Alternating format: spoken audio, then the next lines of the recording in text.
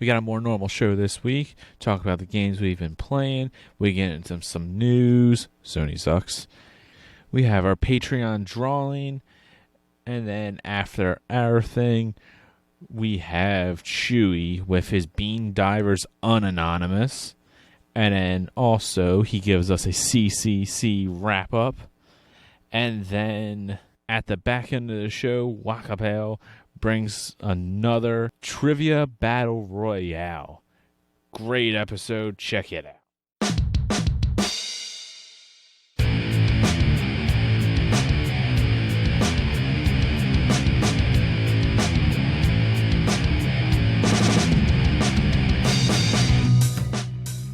Hello and welcome to Achievement Hunting 101. I'm FuFuDaddilyPoof and this is level 106. This is your podcast that beep beep boop beep boop boop beep beep boop boop beep. Watch your language, man. Wow. What? Do you want us to go more explicit or not? We keep saying go explicit, now I go explicit, and all of a sudden you tell me not to, so I guess I'll have to censor all of that. For the kids. For the kids. Even if... Well, Nate. What? You blew it! I blew what? It. Sorry, what was being said? For the kids. Speaking of kids, so I got some great news before we actually get into the show. I'm going to be a dad. We're pregnant. Woo! Yay, good. Congrats, Kenny. You all finally those years of used, practice. You finally used your joystick. Finally. All right, we are definitely starting off explicit. All right. I don't have my soundboard on, but I would give you all the claps right now. Speaking of giving the claps. Hey-o. Yeah. Brooks, Congratulations. 13 weeks along. Obviously, we don't know what it is yet, but yeah. If you're in a Discord, you saw that I took a picture of the sonogram, and I'm actually wearing the shirt now, but the prepared for diaper duty with the flock guy with the thumbs up shirt. Well, congratulations we're both to excited. you and Brooke. Thank you. I can't wait. I'm excited. All right. I don't know how to transition from baby talk to the game showcase, but let's get into the game showcase. Let's kick it to Nate. All right. Let's kick it. Let's kick it. We talked about Digital Devolver showcase a while ago, and we were very excited. Some of us were very excited for a game called Carrion, and it's by Phobia Game Studio, which I don't think they've done anything besides Carrion. Really? Yeah, it's a smaller studio. No, this is their only game. But it's a stack. So there's Xbox, there's PC. This game is fun. The question is it a Vayner? Is it vain? My question. Yes. And I think a case can be made for it to be a Vayner because you go back, but it's maybe not the strongest case for a Vayner. But I will tell you one thing. The game is fun, and that's what really matters. The fluid motion in this fluid motion is kind of funny because what you're playing as is a cellular organism that basically breaks out of a vat, and you go around and you're just making havoc in this laboratory as you're trying to escape or do whatever or get revenge. You don't really know. Murderize the professors. Yeah, your guy doesn't really... Science your organism doesn't really think. You don't really hear what it's saying. You basically you're going and you're doing whatever. But the game is really fast. And it plays really fast if you know what you're doing. When you don't know what you're doing, you have to go a little bit slower. You have to figure out some puzzles. But once you figure out that first run, the second run is a lot faster. I really enjoyed the combat when it was there. And I see the opportunity for more combat. So, like, you get 3 growth sizes. You can be one size and you have a certain different set of powers. Once you get to your second mass size, you get a different set of powers. And your third, you have another set of powers. And that's kind of the fun of the combat is, okay, well, which size do I want to be to take on this type of person? You know, when you're going against humans, any size doesn't really matter. The bigger you are, you just kind of flatten everybody, just steamroll. When you're just the first size, you can be stealthy. And so it's kind of fun to just decide, okay, well, how am I going to take these guys out? Am I going to go stealthy? Am I going to hide behind corners and like whip a tentacle around the edge and grab a guy and just like pull him under? That part is really fun, and I really wish that they had done more of that. Because when you have to like sneak around a corner and like grab one guy because your health is low while another guy is like shooting you or he's got a flamethrower, that's like really cool and really exciting. But you get to a point when you're familiar with the game that you can just steamroll everything. And so that's what I'd like to see improved, I guess, in the next time around. What about you, Corey? Have you played this? I know you have. Yeah, I definitely have. On the Xbox, I've only dived the PC, and I do agree. It's a fun game. Even if it doesn't get the Vayner tag, I will still stack it. I mean, yeah, this probably like 6 to 8 hours, roughly, for completion. And that includes going through the game probably blind. I went through it basically blind. And then you just got to go through the map again to clean up if you have missed anything. And that's, speaking of achievements, the whole thing is story based. Nothing's missable except for like 3 achievements. Those 3 are tied, maybe 4, good. But those are all tied to optional bonus areas that they do matter. So that is good. They matter in the sense that you as this monster thing. It benefits you. Maybe you can survive a little bit longer in certain circumstances. So they are worth your time as far as going to get them. But to complete the game, they're not necessary. I barely had maybe two out of 9 when I beat the game. But very good game.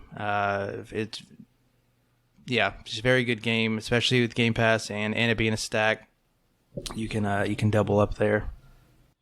By any chance, and I'm just kind of getting this from watching the trailer again, is the combat kind of similar to My Friend Pedro, where it's kind of like fluid if you know what you're doing and kind of fast paced, but at the same time you can play slow, but you're more rewarded if you play fast? No.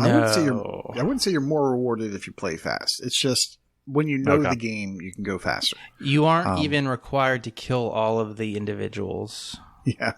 Yeah, sometimes you can go without. Okay. And that first playthrough, 6 to 8 hours. My second playthrough was a lot shorter. I probably shaved like 2 hours of just running around not knowing where I was.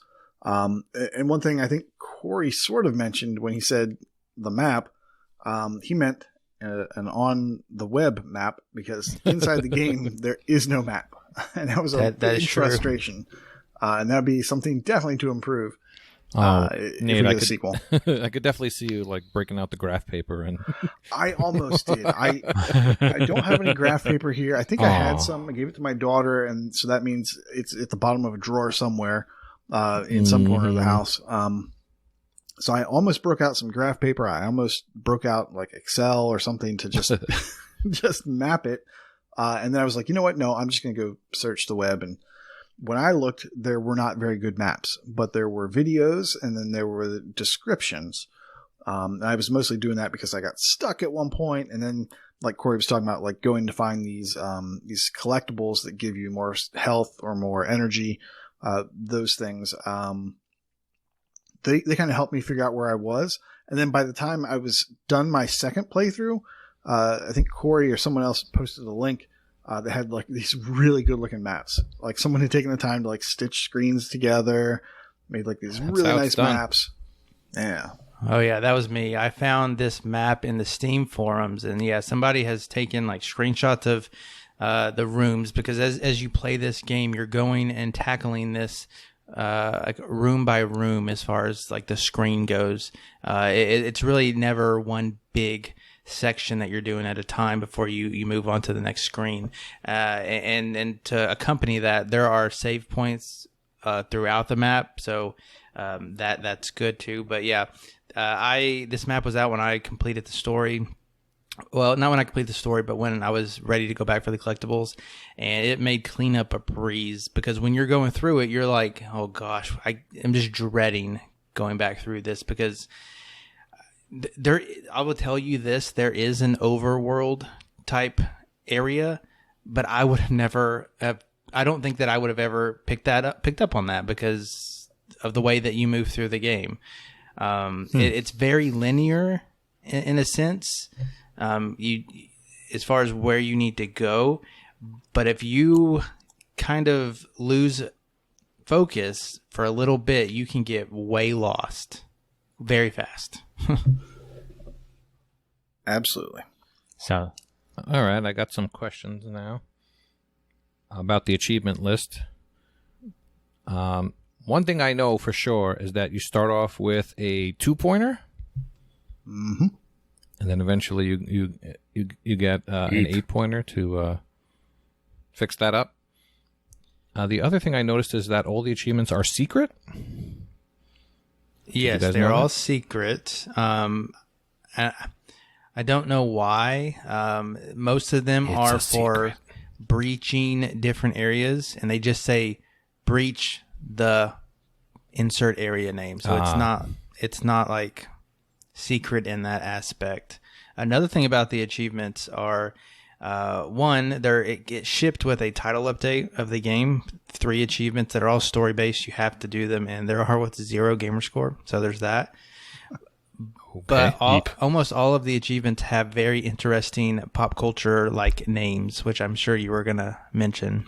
Some of them I don't get some of them, but they have to mean something. But you got like get to the chopper is one of them.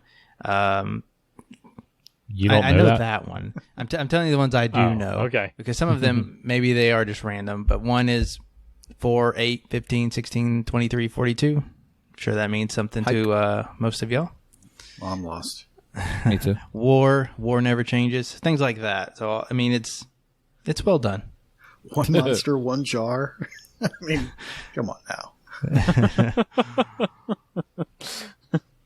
But yes, in regards to if you do have a concern about the 2-pointer achievement, there is an 8 gamer score achievement that is not hard to get. I got it. There's actually 3 achievements between my 2-pointer and my 8-pointer, but some people you can get it as quick as right after the 2-pointer. So yeah, it's kind of random. It's hard to tell that you got it. Yeah, Like when you know what it is, like you're like, oh, that's kind of cool, and then but everything's so small that you can't really tell what you did. Yeah, so if don't worry about this game like being hard to complete or anything like that, or messing up your score. It won't happen. Yep. I mean, to me, this is like a sneaky little hit. It's got almost 28,000 track gamers, and another 4,500 on Win 10, and that's just the power of Game Pass, huh? Because 100%. And word of mouth also. This is after that Devolver Digital show. This was the game people were talking about. I feel like Devolver Digital has such a interesting and unique show that they automatically are going to get extra attention, whether that is good or bad, just because of the nature of their showcase. And since this is the game that it was one of the most unique looking games on their showcase, so everyone kind of, I would imagine, wants to play it. And then, like you said, being Game Pass, I mean, it's a $20 game. Would people have bought this for $20? I would have been skeptical, just because anything like over 10, it's like, oh, let me think about that. But this is worth $20. Yeah, I would have bought it once for 20. Yeah, I would not have bought it twice for 20. I was gonna say I haven't played it yet, but it looks like it. $20 It's seems fair for cells. this. Which I've purchased way too many times. And then not played enough of. to be fair, they are supporting Dead Cells. It's also very low file size. It's like 200 megs or 300 megs. Yeah, on the and on the Oh, PC wow. version, people are like modding the game and making their own levels. Really? I just kind of looked on that's Steam, and I don't know where you can find numbers, but like it has over 5,000 reviews, which I think you have to have played the game to review it. So, and not everybody reviews stuff. So I mean, it is doing well, I think, for like the size of the game. That's actually a good thing to note. On TA, it has a 4.05 score. So 4 out of 5 stars. So it's highly rated. I haven't heard anyone dislike it. Love a sequel. I will say one thing. If this was like a 3D realistic game, it would get like a hard M rating on this. Watching the trailer, it is violent. And if it was, realistic and not sprites, it'd be graphic. Speaking of game with really awesome graphics. Speaking of getting lost and needing a map. Oh, boy. Speaking of the next game we're talking about, I played The Tourists. This is another Game Pass edition, late July, so it just came out July 30th. And as of August, when did I complete this? 2 days ago, like August 1st. So like I beat it. It says 4 to 5 hours on TA. There is an in-game timer I did forget to check, but that's probably right. And it might be a little quick. Probably definitely with a guide. If you did without a guide, I think it would take more than that. But yes, I played The Tourist. I completed The Tourist. I have things to say about The Tourist, and here they are. The game is visually stunning. It's like it's voxel based, and it's just like Minecraft with ray tracing kind of thing. It's kind of like a Fez thing where you can rotate the camera. I don't know. It's very pleasing to play and look at. The premise of the game is you are a tourist, so you land on this island, and you are given a task, a to-do list. And as you grow that to-do list, you go to other islands, and you have to do more things on your to-do list. And there's puzzles along the way that make up that to-do list, and there's things that you have to figure out that all leads up to a story that you can complete the game before you finish the story. To L's approval, whatever, I completed the game, but then I beat the game. So I did see it through. Good for you. There is that. As far as the achievements go, they're kind of miscellaneous, to be honest. There's like one for finding or getting to like the next island, but not the rest of the islands.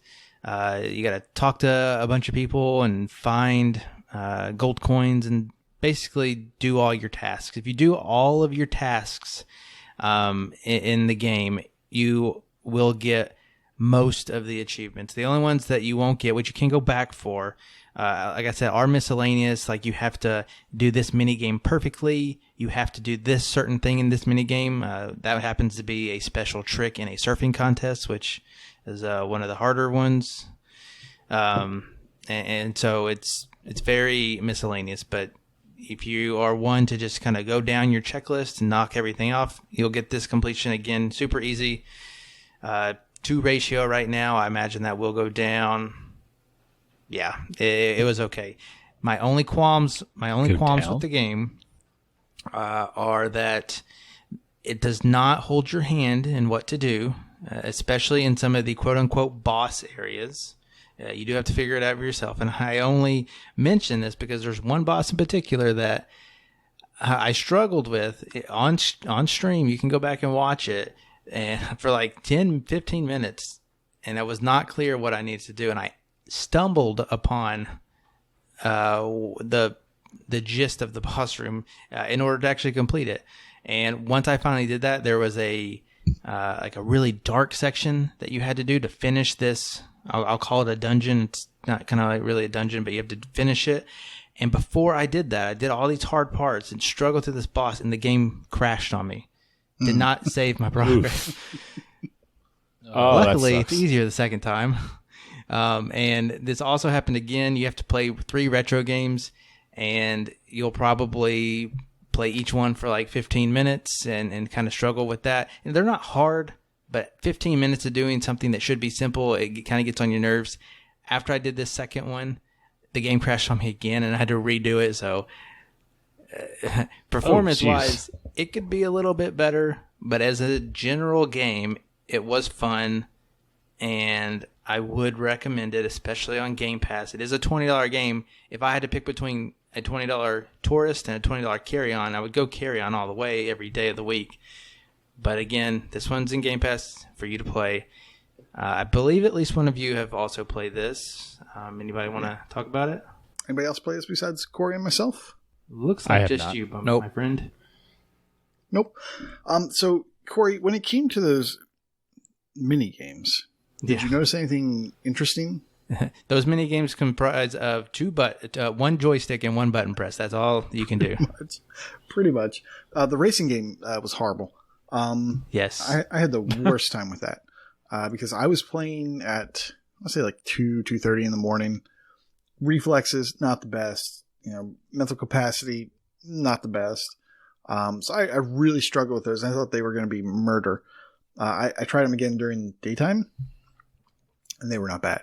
The racing game was totally doable. I wasn't falling off the track like I had been before. There's a kind of like a popping, or you're destroying dynamite, catching dynamite. That one's interesting. You have to get a certain score, a high score, and you get like 50 points for every dynamite, unless it's the one that is lit. If you get that one, it's 100 points. It's 100 points. There's a secret to that one that makes it super easy. Yep. I didn't realize that until like my 5th attempt of the game, and like my... Sounds right. It took a while before I accidentally hit the thing. It looked like a special monster, but when you hit it, it's a power-up. So when you're playing this game, save yourself some time. If you see that little power-up flying around, it looks like a fire or something like that. So the pro tip on the racer game is you got to hit every checkpoint. Even if there's a curve and it's going to throw you off, you got to hit it and you got to work with it. Just know that. With this dynamite game, after 4 enemies pop on screen, this special thing that Koosh is talking about does appear.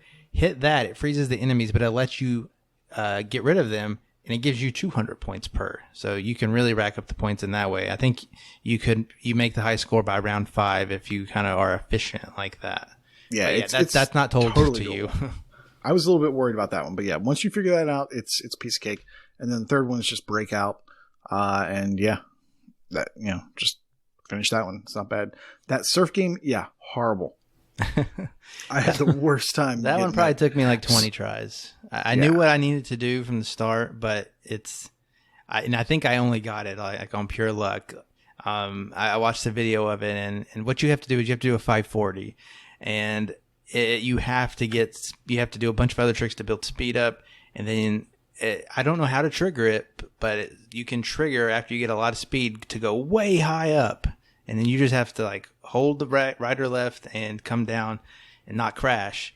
And I think I got really lucky on my attempt when that popped. that was. Yes, I got lucky.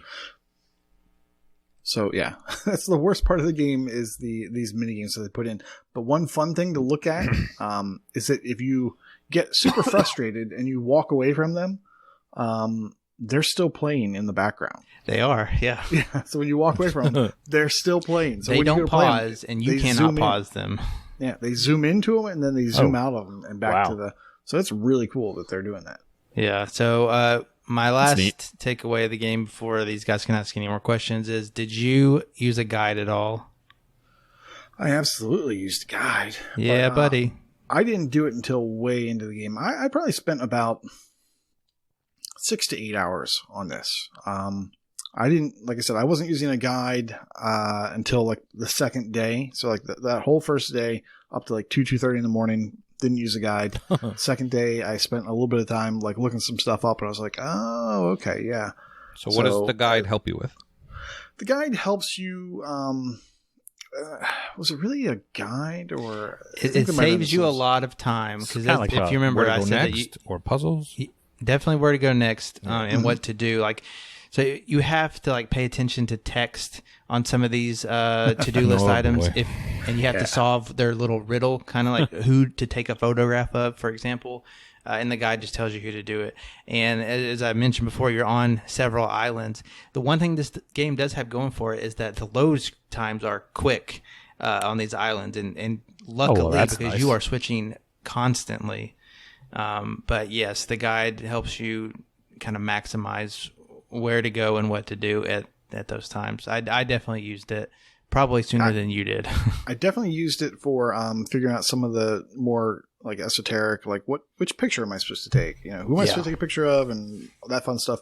And then also finding these caves. I didn't realize that there were caves on almost every island. In some cases, multiple caves on per island that you need to go into and get some collectible for. But yeah, so I really enjoyed my time with it without the guide. I only say that because it took me 6 to 8 hours and everyone else is getting that in 4 hours. So I totally enjoyed my time not using the guide. Ooh. Yeah. With same no here. bitterness. So the tourist is pretty good. So it looks like the tourist isn't that bad to complete though, right? So. Oh no. No, I mean, there's frustrating bits like that, pretty much the ones that we mentioned, but it's not bad otherwise. And the cave. What did you think of the cave? The mine. Oh, so what Koosh is referring to is there's one part of the island where you have to go kind of like spelunking almost down these the caves, and they have platforms, and you can throw a rope down, but otherwise it's like a 3D platformer. Those never mix that well, and you have to do 10 levels of them, and if you mess up at all, you start back at the top of that level, and they get longer and longer. I mean, I did not care for that section. It could have been like 3 levels shorter at least. Yeah. Yeah. The one benefit is once you do that, and if you collect these diamonds along the way, which you don't have to collect all of them, it's not required. You will be set as far as money goes for the rest of the game. It won't even be a question. Yeah, I'd say don't even bother with the mines until you get both of your movement power-ups. So. Yeah, I stumbled upon them once I already had the double jump, wink, wink, and what was the other one? What? Vayner? So it's a Vayner. And the double jump and the ability to run. Yeah, you can kind of combine sprint and run at the same time. But yeah, that's a good shout out. Actually, speaking... Looking at the achievement. Go ahead. No, you're too kind. You're too kind. Go ahead. Looking at the achievements, this is super easy to dive. I mean, you just arrive at the island and you get a free 50-pointer. So that's kind of nice. Yeah, it's kind of backloaded. And all the what is it? It's 10 achievements, so they're not all equally distributed point-wise, but they're all big values mostly. Now, I laughed out loud one time at the game. Did you ever try to swim out into the ocean? No, because it's so slow. Mm-hmm. Yeah, the first guy you talk to is like, hey, he's a lifeguard. And he's like, hey, don't go swimming. So what do I do? Well, now you have to. Went right back out into the ocean, and I swam straight away from him for a good minute, and it was worth it. Oh, really? I need to go back and do that. Yeah, I laughed out loud when I saw it, so I was not expecting what happens. So, well, if someone says you don't do it, you sounds like fan service. Absolutely. Speaking of fan, actually, I was going to say speaking of shout outs before. I was going to give a shout out to Achievement Hunting 101 community member Blaze Flareon. He was the first person on TA to complete The Tourist. Hey, and it looks like looking through the achievements that he wrote a lot of the guides on TA as well. So he's helping people out. Yeah, that's always good to see, especially when it's in the community. And actually, speaking of which, community member B. Smiddle was the first person to complete Carrion Win 10 version. So that's pretty awesome. Yeah. Oh, nice. So that's right. Yeah. Look at that. That's cool. So good job, community. Getting a first completion is pretty cool. Getting the first completion before like typical code getters get it is really cool. Before code getters, before all the guides were out. Actually, I think Blaze said he used a guide half of the way through. So I guess there's video guides out, or there's Steam This guides? game existed before Xbox. It was on Steam, I think, something like that. It was on Nintendo Switch for sure. Switch. I thought it was on Switch. I don't think it's on Steam. That makes sense. Yeah. I'm pretty sure it was a Switch game. So yeah, that's Speaking my of Switch gaming games. showcase. Oh, what do you got for us? Oh, you know what I got, Kenny. You got what I need. And what I need in my life is just to clean up poop, which is what you're going to be doing soon. But you can practice in Zoo Tycoon Ultimate Animal Collection. Now, as you well know, on Thursdays, our lovely clan of Michelle, Proulx, Kenny, and myself have been playing. We were playing Borderlands 2 for the better part of 2.5 years. But then we... A decade. Yeah, and then... your kid will be in college by then. And then Halo Reach, we actually did pretty quickly, by comparison. So what do we pick next? Something that does not have guns, unless there's a hot coffee mod or something. Wait, that's something else. That's fan service. Zoo Tycoon is not the type of game you would even expect to be 4-player co-op, but you know what? It is. Makes the game a game lot better. And a lot easier because the things you have to do don't change. So, and then everyone gets to chip in. So if you have 45 minutes to do it for one person, now you have 45 minutes. All 4 people can chip in and help. So, Very much a streamlines so, it. What we decided to do first is the scenarios. So Zoo Tycoon Ultimate Edition has additional scenarios that were not in the original Zoo Tycoon. So this is also a Game Pass game. And it's worth a whopping 9,800 TA. This is another game that is a Game Pass special. It's got 50,000 people have played it. So this is not a remastered of a 360 game. It's a Xbox One remaster of an Xbox One game. It's basically an Xbox Yes. One. Basically like Port. a Game of the Year type edition that came out with added features. You can make your zoos bigger. So on the 360, you had Zoo Tycoon. And for those who have not played this but have played the actual OG Zoo Tycoon, it is nothing like that. It's in some ways it's worse. Good pick. Yeah, don't get my words wrong. I love this game. I really enjoy it. But compared to the early 2000s Zoo Tycoon, it's not as good. But Zoo Tycoon came out on a 360. Then that same game got released on the Xbox One. And then they released the Ultimate Animal Edition, which is basically the exact same thing as the one version. But then they also added more animals. So now there's more animals in like Australia and South America. And Nothing like that. transfers So over it's or anything. It's brand new, fresh start. No, nothing transfers over. Fresh start, new list. So technically, there's 3 Zoo Tycoons that you can play, and they all have different Wow. lists. I'm glad you guys went from the 40 to 50 hour Borderlands 2 to the 100 to 120 hour Zoo Tycoon. I mean, the thing with this game is that we could do the scenarios together, but then the grindy achievements we could just play and party. So you got to do things like refill the stations 100 times, customize 50 attractions, and you have to complete photo albums. And there's just a lot of grindy achievements, but you can just hang out and party and do that kind of stuff. Yeah, no hate to anybody who enjoys it. It just is not my thing. Honestly, it's a simulation management game, so it's my thing. I've actually played this for a long time before the 4 of us. I mean, decided I'm not to a play it. simulation guy either, but this is very easy to pick up and very easy to learn. Unless you're Proulx. It's relaxing. So Proulx, God love you, buddy. I guess he carried us through Halo and Borderlands. He decided to take it easy on this one. Or Borderlands. What'd I say? Proulx absolutely carried us to Borderlands, but we all worked together with Halo since all 4 of us were at least competent and knew what we were doing. What this brilliant surgeon does is he notices the achievement list that has achievements for riding around in the buggy for a certain amount of time.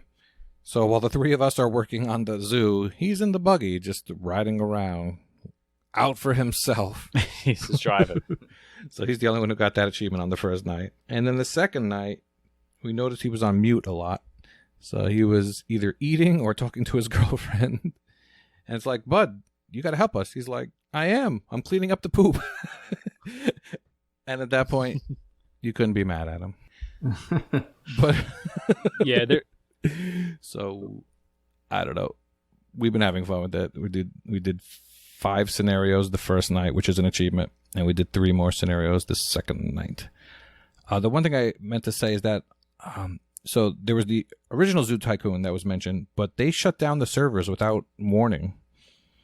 So which is sad. Sucks because mainly just because of some achievements became discontinued, but also just the fact that you can't work on them with your friends. Just, yeah, I don't know. I don't think I would play this that much by myself except for the grindy ones, but it's been fun. So some of the grindy ones, sure, you can, well, I guess technically all the grindy ones you can get together. Like, you can completely go through as co-op, or you can completely do it solo. It's your choice.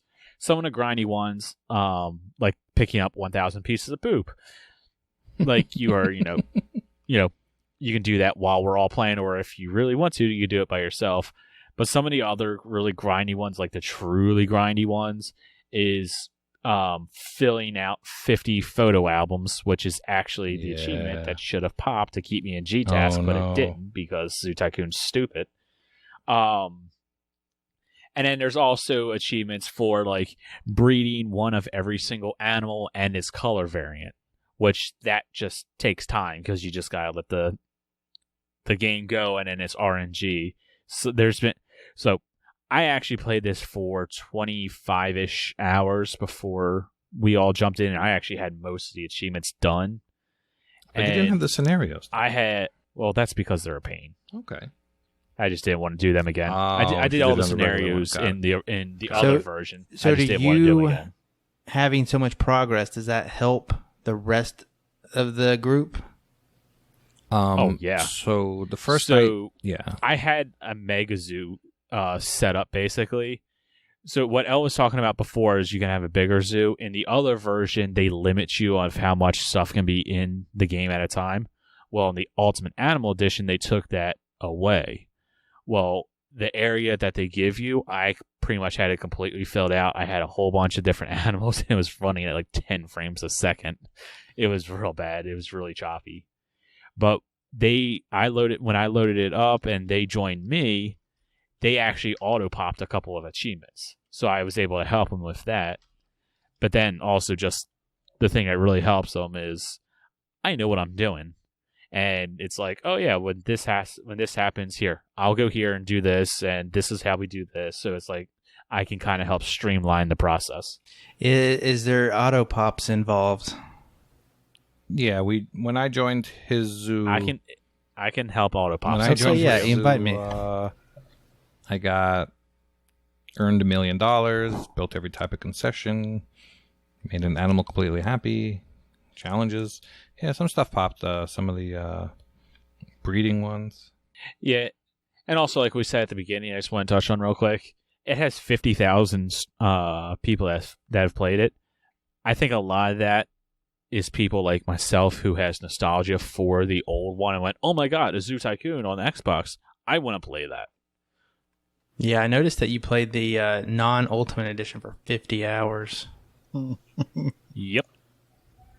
Glad you enjoyed it. I would say, have you tried it? I would say don't knock it till you try it, but it's not really that great alone. I played the non-Ultimate version, apparently, for almost 4 hours. All right. Yeah. That's surprising. Probably the worst 4 hours of my life. I mean, I was going to say, this is not a great game. I cleaned up 10 animal poops. Congratulations. Thank you. This is a really nice game to play at like the end of the night. It's very stress-free. You can just chill out. I just like it. And it's, like I said, simulation management. I love any game I like how it genre. eases you in. Genres. So, like, say the feeding station's empty.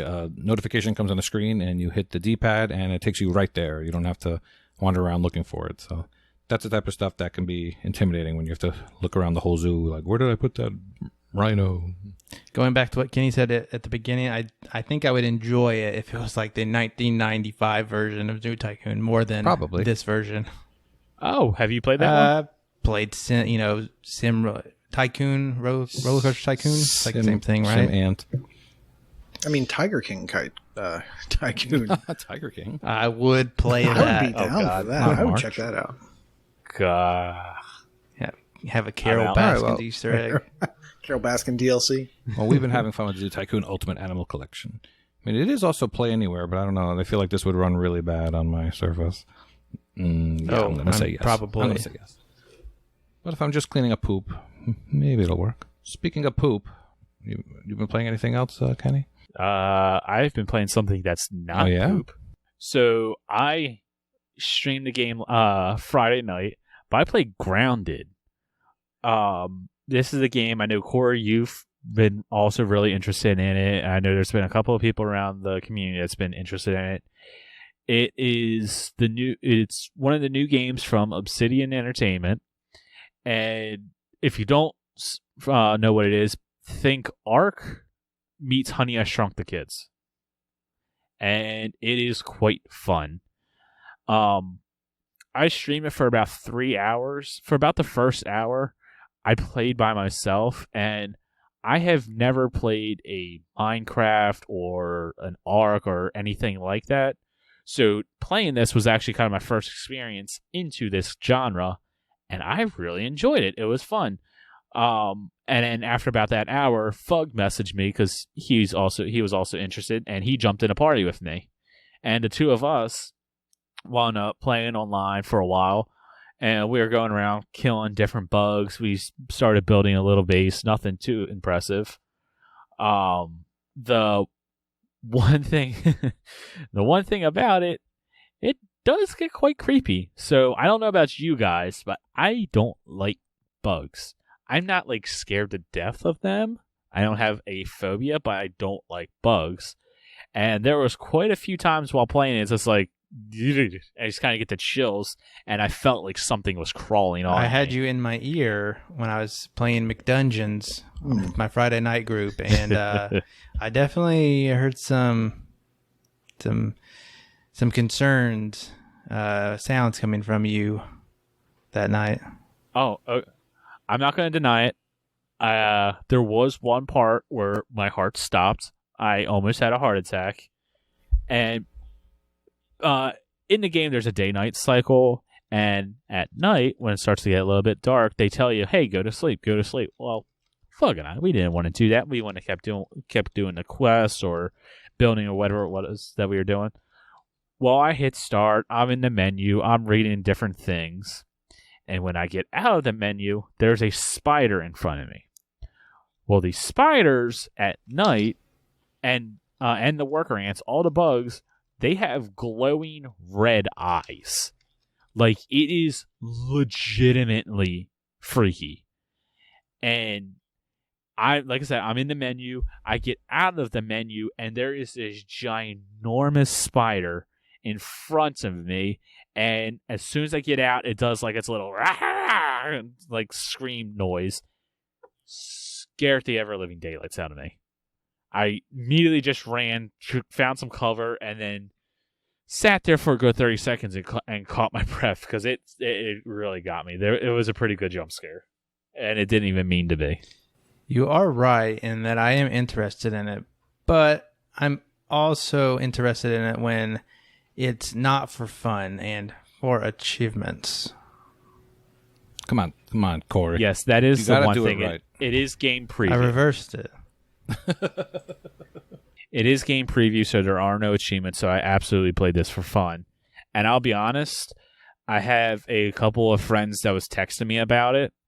I'm probably going to be playing this periodically with them for fun because I really enjoyed the game. The thing that I've heard is that since it is previewed, they only have like a very small portion of the story available. So you would just be playing the same thing over again with different people, right? For right now. Yeah, so like there's a slight story and a couple of quests, and then it basically stops and goes, hey, thanks for playing our game. We'll update it later with more quests. And then at that point, it just becomes a backyard mini people sandbox. And then you just build your base, fight bugs or whatever. Did you check out very much with Ark, but bugs instead of Did dinosaurs. you check out the settings? I did. So what Nate's referring to, I assume, is arachnophobia mode. So this is brilliant. This is a really good mode, or a really good idea. It's neat. So basically, there's a slider. So the more scared you are of spiders, you can actually make it less and less spider-like. So like you turn it down and it loses some legs. You turn it down again and it loses all its legs, and it's just a spider-like body and head floating around. You can turn it down again and it loses its fangs, and then you could turn it down completely and it basically just looks like a cotton ball with eyes floating around. That's such a good idea. That's such a neat little ad. I mean, being Microsoft, they should just turn into a creeper or something. That would be awesome. Oh, that would be great. That's a great idea. They definitely need some skin packs now. I haven't not been keeping up a whole lot with this game, but do you know if anything that you are doing right now, will it carry over or? I don't see why it wouldn't. I don't know why it wouldn't carry over. I can't tell you one way or the other. So like when you boot up the game, does it save what you did last time you boot up the game? Yeah. Yeah, you can save your progress. Yeah, I just didn't know from the transition from preview to full release if they have said anything. So in that case, you keep doing your thing, buddy, and build up your multiplayer world, and then I'll be there on I'll let you all know about the 1.0. achievements. Is the game giving you any notifications that you think might give you a hint as to what an achievement list might look like for this? Nah. I would imagine there would be like kill X amount of ladybugs, kill X amount of spiders, kill X amount of ants, so on and so forth. Okay, so something there's actually crafting in it. So when you pick up different items around the world, there's like little tents that you can go in with some science things, and you can go in and science these things, and it gives you a recipe. So like you put the pebble in there, and it tells you what the pebble can make. And like I can take, when I kill an ant, I get ant bits. I put the bits in the analyzer, and it tells me, oh, I can make ant armor. So I would imagine, so there's the crafting in it like that. So I would imagine, have a full set of ant armor or whatever the best armor in the game is, might be an achievement. Maybe it's a survival game, so maybe you survive for a week straight on hard. Is this third person, first person, or both? It was first person. I don't think there's any so third. If you like put on armor, you don't see it. Nah, not until you go into like your main menu or your your main menu. Then you see it. Disappointing. Okay. I mean, this would definitely work great if you could switch between first and third person, and then also have like have different skins. Like they absolutely should have a Honey I Shrunk the Kid skin pack. I would buy Rick that. Moranis needs those royalties. 100%. They really could make a fortune just by having him in the game. Any other showcases? Yeah. Anybody else have a game they want to talk about? So last month, Rhyme was leaving Game Pass, and I decided to start it. With about 5 days left, I said, yeah, I think I can get this done. Any rhyme or reason to it? Wow. Very original. Thank you. Haven't heard that one. Yes, but I'll answer. Yes, the reason was it looked like fun. I've been meaning to get to it for however long it's been there. And unfortunately, that was the motivation to get me to do it. So the time estimate on TA was 8 to 10 hours. There was a walkthrough. I said, all right, let me check this out. So the first thing that's noticeable about the game is that it is indeed, Nate. Not a Wiener. Oh. Disappoint me at every step. It is colorful. It is a very colorful game. I know that you've played it. Has it been a little while? It has been a while. Do you remember it? I remember a little bit about it. So I know that we've been talking, and you have did not use a guide, and correct. You we're basically saying how that might take away from the experience. Oh, absolutely. Yeah. Although I think the guide on TA, I think they might do an okay job of not like telling you about the story. Okay. Well, are you talking about story or figuring out the puzzles on your own? Because that's different things. Well, so yeah. I would hope that they don't ruin the story. No, they don't ruin the story. Okay. The story, from what I can see, is brought to you in pieces by finding the keyholes, which are basically part of the collectibles. So, I mean, this game, Rhyme, wears its influences on its sleeve. It reminded me of Zelda 64. It reminded me of the PlayStation 2 game Echo. Echo? And what? The dolphin? Not Echo the Dolphin. Okay. Echo. ICO. ICO. Do you know that game, Nate? Mm-hmm. Yeah. I mean, and then, of course, it had Tomb Raider because you have parts where you're shimmying and jumping and that kind of stuff. Ooh. Like Tomb Raider. He likes to shimmy. Lots of climbing, exploring. Yes. Yeah. So those are the games that it reminded me of in one neat little package. There's no fighting. You can only die by falling into holes usually, and then you just start right back where you died. So there's no real, no real Penalty. penalty. Yeah, there you go. No real. I was trying to think of the word. I need to be sent. To the penalty box. It's for that okay. one. So, I know. Oof. So what wound up happening is I did not complete the game. I got halfway through. The game has 5 chapters, and I finished 2 of them. But somehow that's halfway, because that's what the walkthrough says. Apparently one of the chapters is really short. Well, chapter 4 and 5 is condensed into the walkthrough.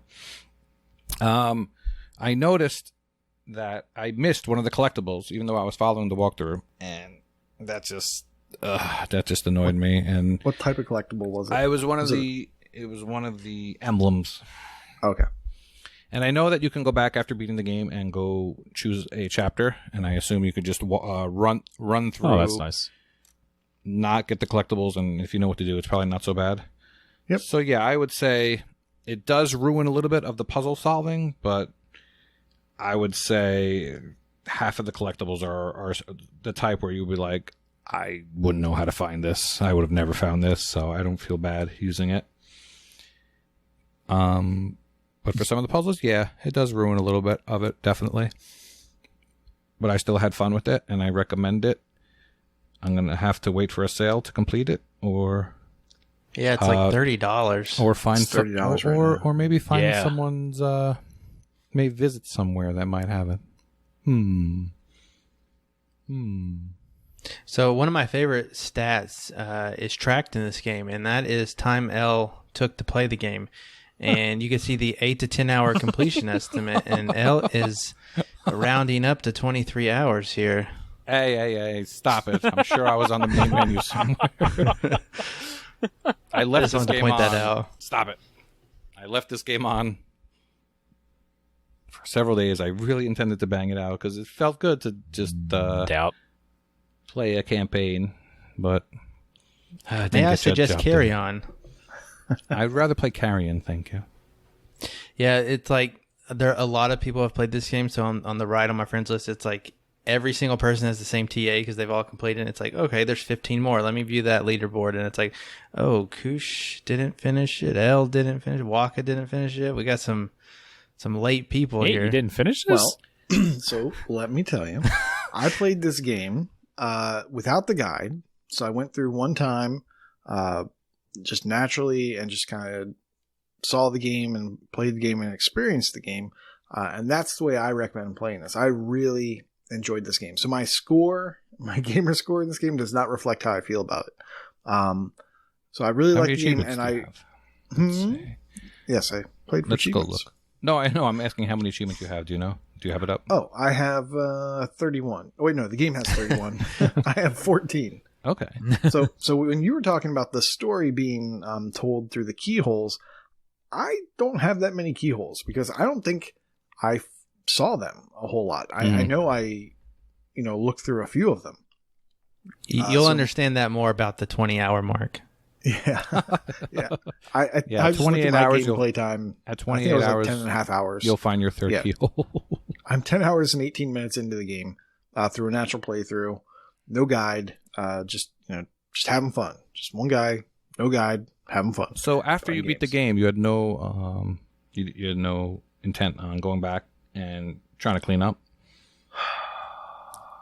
There's Don't want to talk about it too much. I mean, there's certain achievements that they're just weird. Like, there's one where you have to, like, basically die on purpose at a boss. Like, things that are just weird. Yeah. That you would get an achievement. I wanted I don't to know give if it there's some spoilers time. necessarily. Okay. Were you sad? Like, this is not a game. Yeah. I Is that didn't what want to you're go back getting at? through and just play it a second time, like, immediately and just do all the cleanup.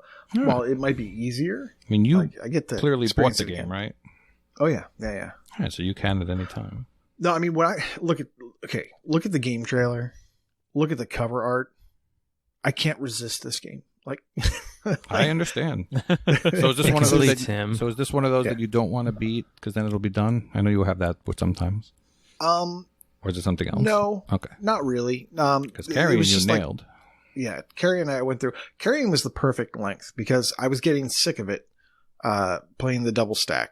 Mm-hmm. I was just like not looking forward to having to go back and find everything. But because I knew it, it was like a lot easier than I thought it was going to be. So it's better This to do game, it while it was on your head. this game when I was done with the story, I was like, wow. You're emotionally drained.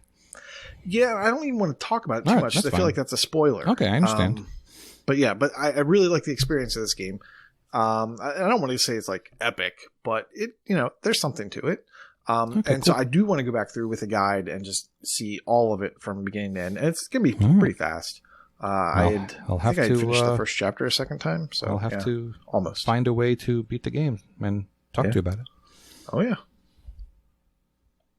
Wink, wink. Wink, wink, I would nudge, like to nudge. see these keyholes, see if that really expands the story more than what I saw. I mean, I found 3 of them, and being L, I saw them. I said, "Oh, okay, that's story related," but didn't really know what was going on. So, Yeah, apparently there's 8 of them. yeah, I imagine if you watch all 8 in a row, you'll say, "Oh, Yeah. There's a video too, so maybe You're about to come up on your 1 year. You're basically not counting your dive, like your 1 year anniversary since you're like really playing this game, Koosh. So I think you should revisit it soon. Yeah, look at that. Look at that. November. Was that the last one she went? No, February. September Yeah, September. 2019. Months are hard. Yeah. One of those embers. They're all the same, really. September. Well, I think that about does it for the game showcase. Let's move on to some news. dude, there's some news." There is some news. So, it's actually some bad news, I guess you could say. So, Game Pass, we're losing a couple of games. Oh no! A total of 5 games have been announced that Is that Ron they're coming leaving. Unfortunately not. Kingdom Come Deliverance and its Windows 10 counterpart are both Meh. leaving. Yoko's Island Express, which that's quite upsetting because that's like something I've had on my tag or installed on my Xbox, I should say, that I've been wanting to go back to. Space Hawks Tactics, which I have no idea what that is, which is on the Win 10, where the water tastes like wine. That is a Windows game with no achievements, FYI. Okay, that's why it's I've not heard good registered things. on If TA. that had I have no achievements, idea I would have anything played it. about it. Mm-hmm. And a surprising game that's leaving, Devil May Cry 5. Now, I say that's surprising because, you know what? Never mind. I take that back. So I thought this was Ninja Theory, and then I just clicked on it and realized it's Capcom. So never mind. I was going to say Xbox owns Ninja Theory, so it's kind of interesting that was leaving. But scratch that. That makes sense. Okay. Yeah, so really, I mean, the only thing of substance that you should care about is probably Yoku's Island Express. So get Yeah. on that. Yeah, that sucks. I'll have to try to play that a little bit more. Because where the water makes wine, or tastes like wine, no achievements. Space Hulk Tactics Win 10, no console commands. Kingdom Come Deliverance ×2. Who's going to play those? And Devil May Cry. Yoku, play Yoku.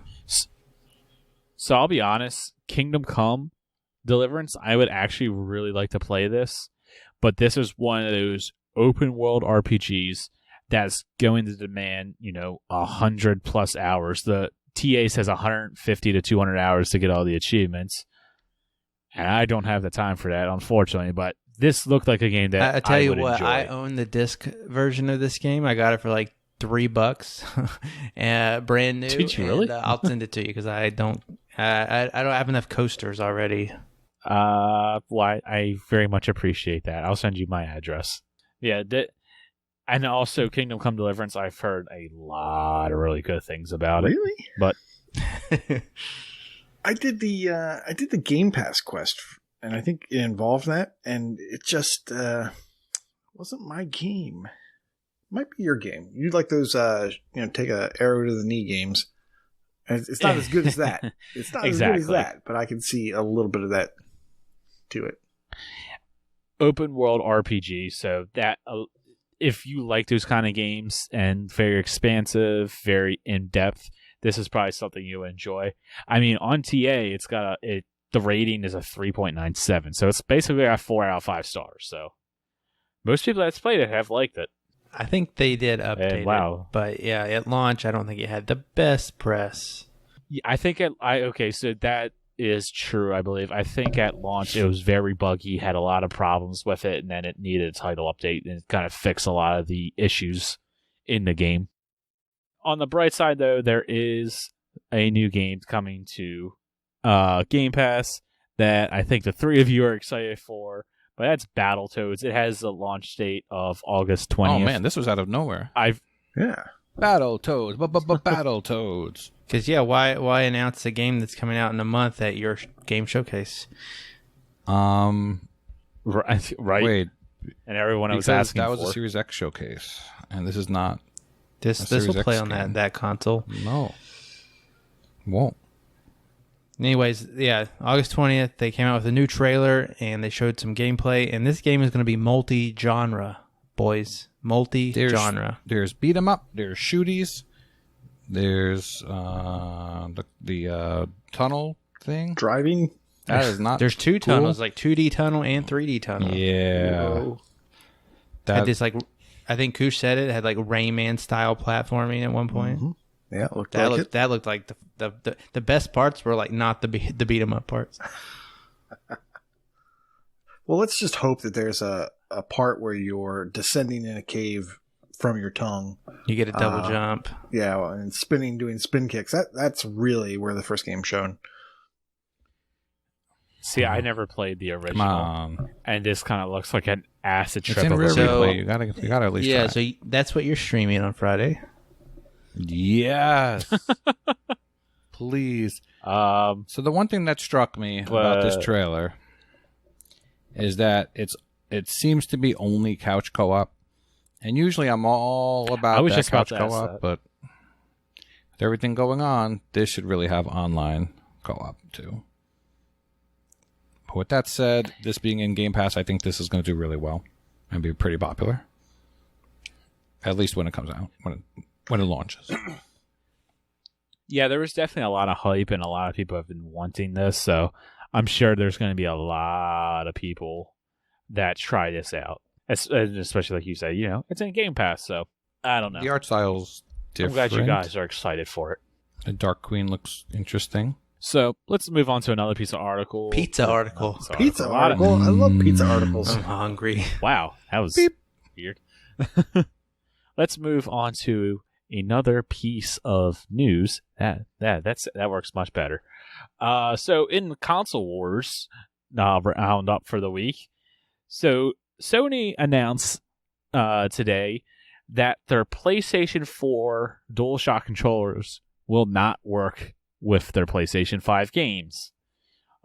Their little, press release said that we believe the PS5 game should take advantage of the new capabilities and features we're bringing to the platform, including the features of DualSense wireless controller. The DualShock 4 can, however, be used for supported PS4 Wow. So yeah, games. that's Nice the choice. asinine piece, because you can use your PS4 controller for some things, but not most things. Yeah. So Xbox immediately fired back and said Xbox Series X. Oh, sorry, hold on. Xbox Series X is backwards compatible with all Xbox One controllers across all games. Not only that, the new Series X controller will work on your old Xbox. Yeah. So it's like, while PlayStation's kind of doing this, hey, buy the PlayStation 5. Everything's, New? I lost Shiny? I had Compatible? Popcorn? While the PlayStation 5 is exclusive, if you could only do this, there's only going to be so proprietary many PlayStation 4 games that are going to be. Yeah, that's the word. Thank you. So, like, they've come out and said only the big PlayStation 4 games are going to be backwards compatible. They're not really focused on having any backwards compatibility.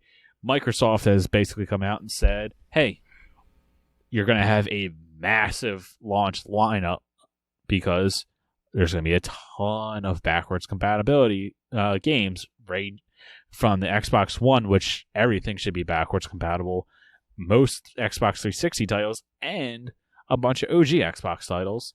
And you can bring all your controllers and other devices forward with you, which is fantastic. It's a bold strategy. Let's see if it pays off for him. Yeah, Cotton. I don't know. Like, it's a weird thing because I guess we're lucky in the sense that we don't have to get new controllers if we don't want to.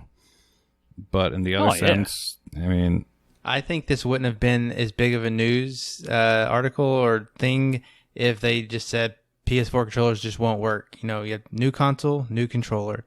But since it works on some things, it's just like, why? Yeah. I agree. And I imagine, like, I don't know if you guys have actually used a PlayStation 4 controller, but they have like the light bar on the front of it, and they actually have a touchpad as well. So I imagine the PS5 controller is going to have some sort of, whatever. It's going to vibrate in a certain way or do this or do that, or so it wouldn't.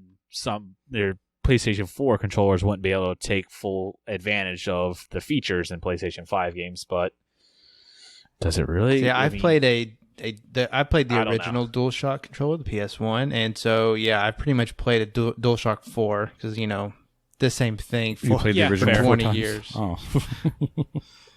Yeah, it's a crappy controller. I mean, yeah, there's been innovation, but there hasn't been change, if that makes sense. Like, at least with Xbox, it does. Ooh, I like change. I think that ergonomically they have made it better each generation, and now we're at the point where the Series X controller is almost the same thing as the Xbox One controller, and I personally think that's the best handheld controller you can have.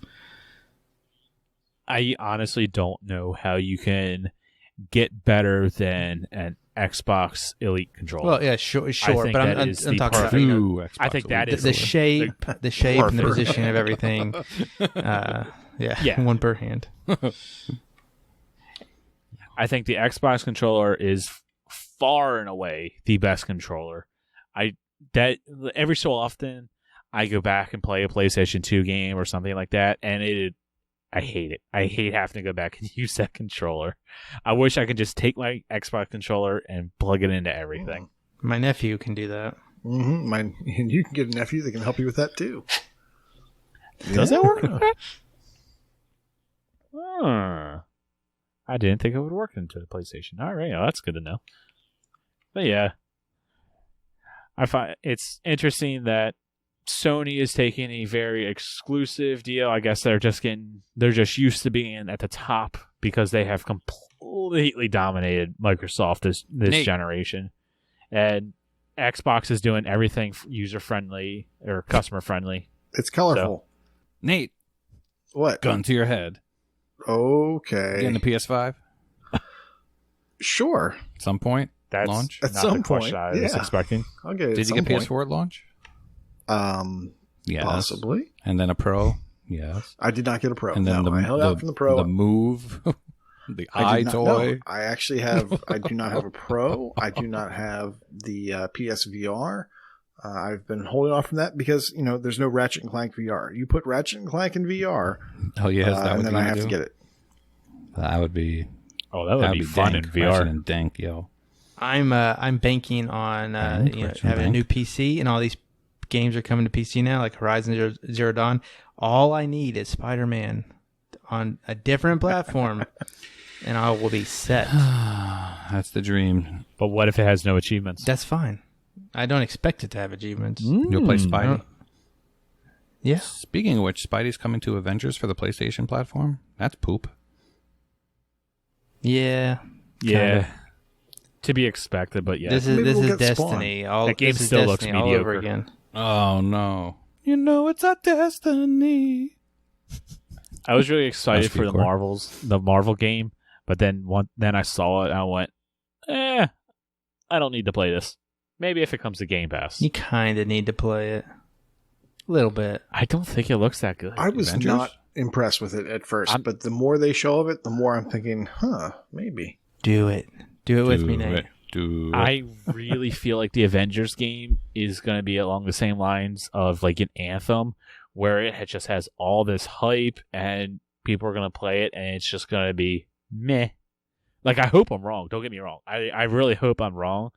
But looking at it, I'm just not that excited for it. But it's called Avengers. People will play it. Oh, yeah. It's going to sell like hotcakes because it's, it has Marvel on it. Anything with that has the Marvel sticker is going to sell like crazy. Howard the Duck, baby. Yeah, that's the reason. Everyone wants Howard the Duck RPG. JRPG. I think that's called Battle Duck or something. Duck Life Battle. Never mind. All right, well, moving on. We quickly want to mention this just to kind of get it out there, but we, as a community, will be doing an Extra Life this year. We're currently scheduled to be having our Extra Life streams on Saturday, November 7th. So we'll have some more details out there. If you have any ideas for stretch goals that we could do, let us know. We have some ideas. We've hit the patrons up. So But yeah, yeah, so the we'll get AH101 Twitch channel, it's going to go for at least 24 hours. We'll have different streamers on, and everybody will have their donation links or whatever, and it all go towards one goal. And Yes. what Fufu was saying is stretch goals and like some kind of incentives. Maybe you want to Yeah, that's the word. pay $50 for the kids for Fufu to eat an As Blaster on stream. He will do that. If you want to pay $200 for the kids, and Fufu will dye his hair green and cut it into a mohawk. So I mean, you can I'll don't worry about it.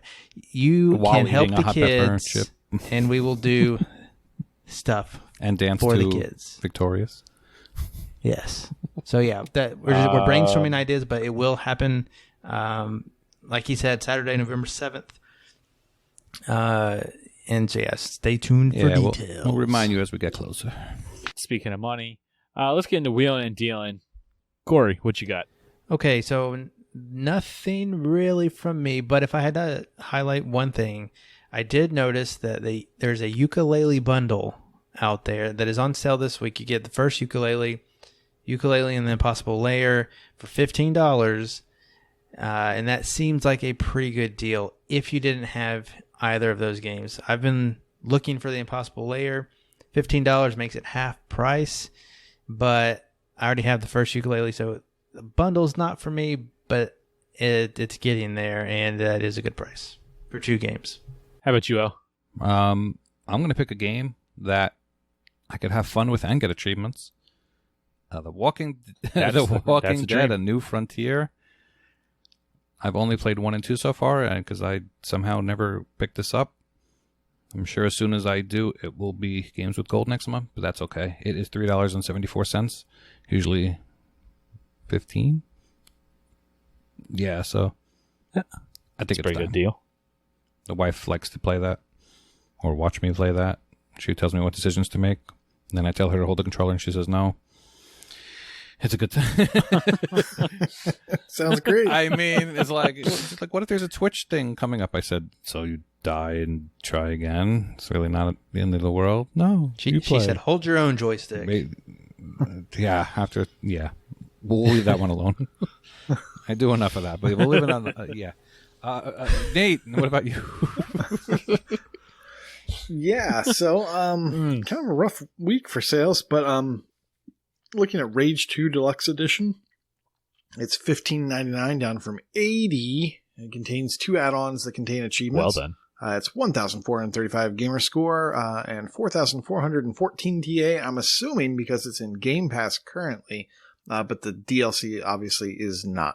I didn't know that this had DLC with achievements. Yes, Is that sir. good or All right, bad? that's going in the cart. There you go. It's Yeah, good. it's on my cart. I don't know if I'm going to be purchasing it before the end of the week, but who knows? So He's going to get it. $16 down One from thing I 80. Wow. totally did get is Dante's Inferno DLC, The Trials of St. Lucia. How did you get that? Well, let me tell you. I saw it in the Discord today, and I should probably give credit where credit is due. Let's scroll up about 12 pages. Take a little peek. Dante's. Fighter chip. Dude, while we're waiting, he won a Mikey Barra giveaway on Twitter. Oh, nice. What do you get? 11 games. What? Oh, nice. Lucky him.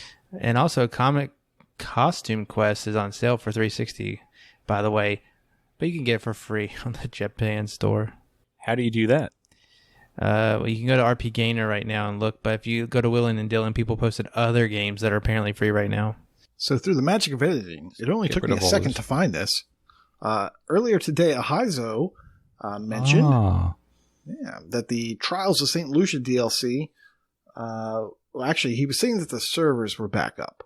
So to get the achievements while you could, and then I went and checked, and the DLC that I think had been delisted was for sale.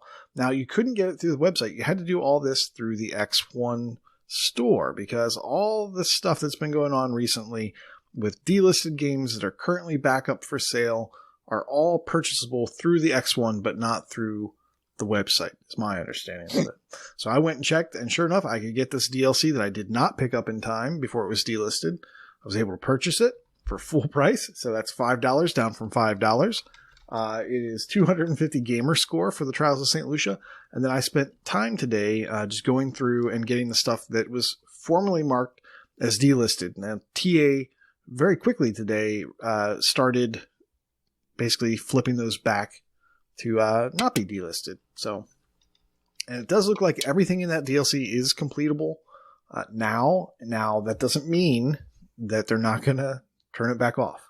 So if you're going to do it, be warned, be fast, and hopefully these things won't go back down. And hopefully this is a sign, maybe, that more delisted content is coming back as a result of, whatever, just, hey, what's up to That'd be great. Sony, and like, hey, we're actually bringing back more content. Not only are we backwards compatible, we're also rolling back the clock and bring back things that we took off the shelf. So that would be super cool. I'm probably just dreaming.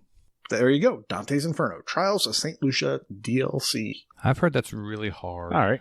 Well, so far it's not so bad. I think the difficult part is the trials, the EA trials. I think there's 25. I want to say 25. Let's see. Yeah. So the achievement called "It's in the Trial." And this is for beating 25 different single-player and 15 different two-player EA trials. So these are trials that were put together by EA themselves.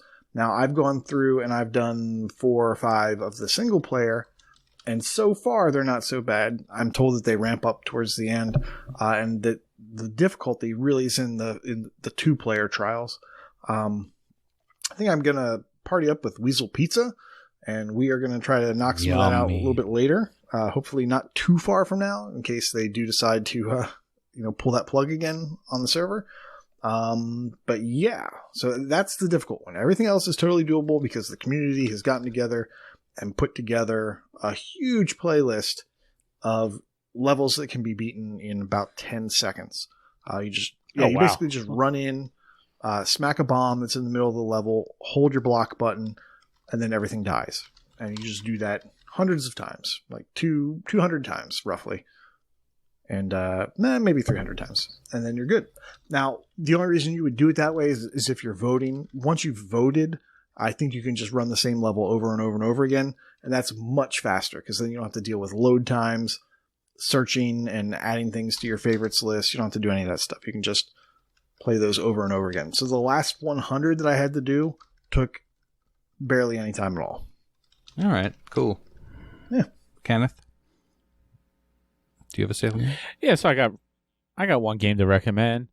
I know this has been on sale a long time ago, and Michelle was actually on the show when this was on sale, and I think if I'm remembering it correctly, she was trying to sell it to Nate and I.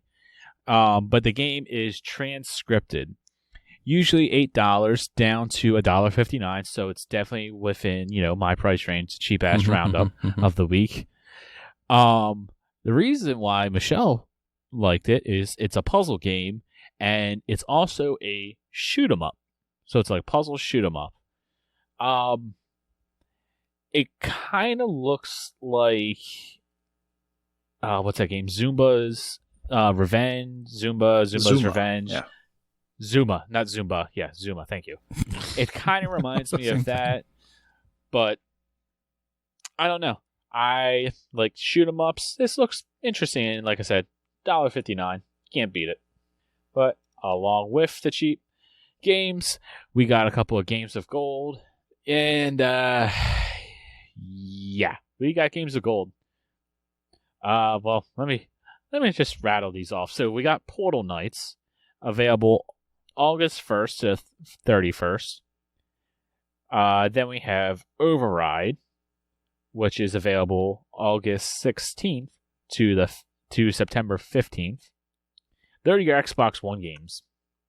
Now we have 2 OG Xbox games, which means, no achievements. We have MX Unleashed with August 1st to August 15th. And then we have Red Faction 2, August 16th to August 31st.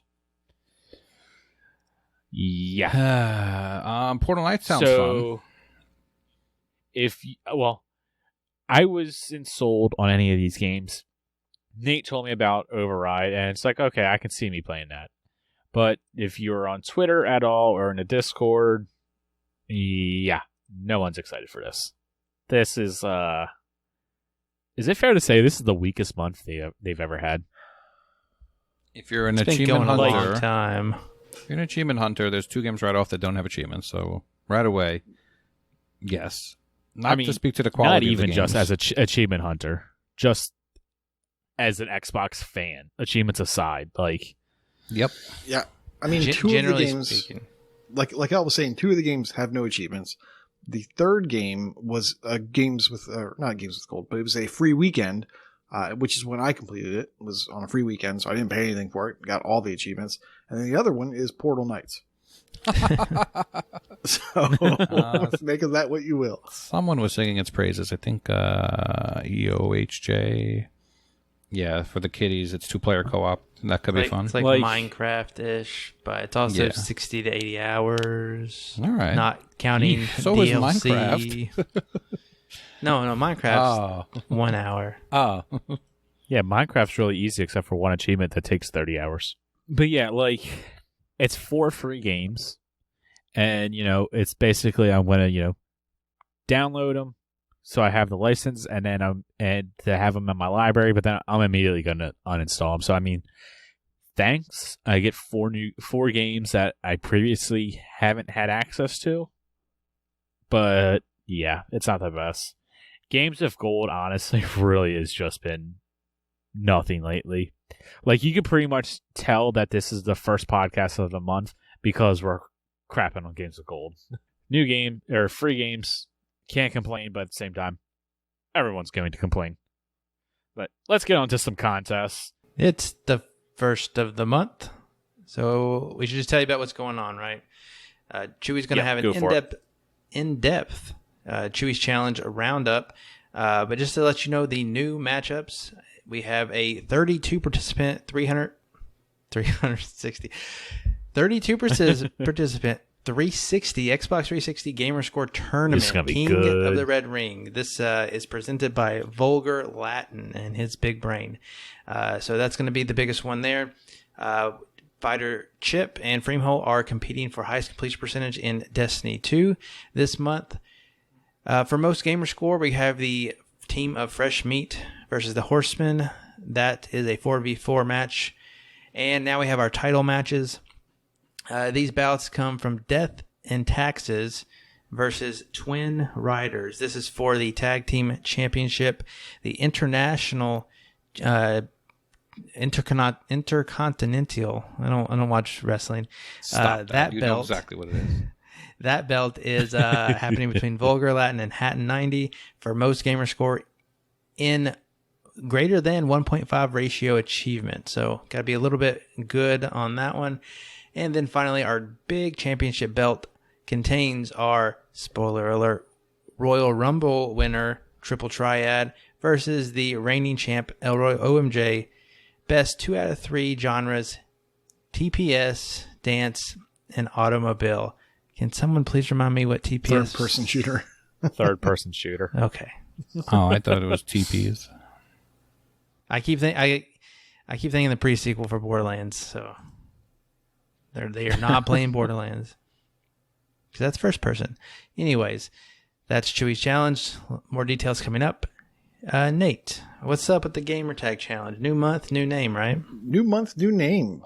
Speaking of new names, last month's name was Philip Wendell, and he chose Outer Wilds, proper names, blah, blah, blah. We drew our winner, and it is Alex R. Davies. Woo! Some quick stats, because people love numbers. We had 28 participants. We had 284 letters picked. We had 11 bonus games completed previously or achievements earned. We had 91 bonus achievements that were valid that people put in. We had 107 entered. That's always fun to read. And we had a total of 536 draws. And like we said, the winner was Alex R. Davies, and he had all 14 letters, a bonus game, and 12 bonus achievements. Nice job, Alex. Our overachievers were Mattism and Northern Lass. They got 16 each. Nice. Wow. Yep. Now, next month is August, and by next month, I mean this month. And our gamer tag is Hackenpone. He chose the Fallout series, not on PC, so he does not like L. What does he not like? Mavis speaking. Typing. Console commands. Console commands. There you go. There it is. And so, yeah. So any Fallout series not on the PC. Now, Saucy Slingo likes to game the system, and he said, well, what about Fallout Shelter? And I was just about to yeah, ask and, that. and Hackenpone said, yeah, whatever. So he's going to allow that one. He's like, whatever, Saucy. So that sounds like so a I guess perfect that one's answer. even. But anything that takes console commands, good luck. No, thank you. Now, the bonus we've picked for this is best practices or good practices. So any achievement with a letter, number, and punctuation in the title, limit 1 per game.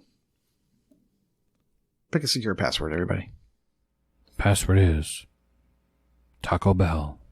Oh, I get it. Hack. Yes. Hack.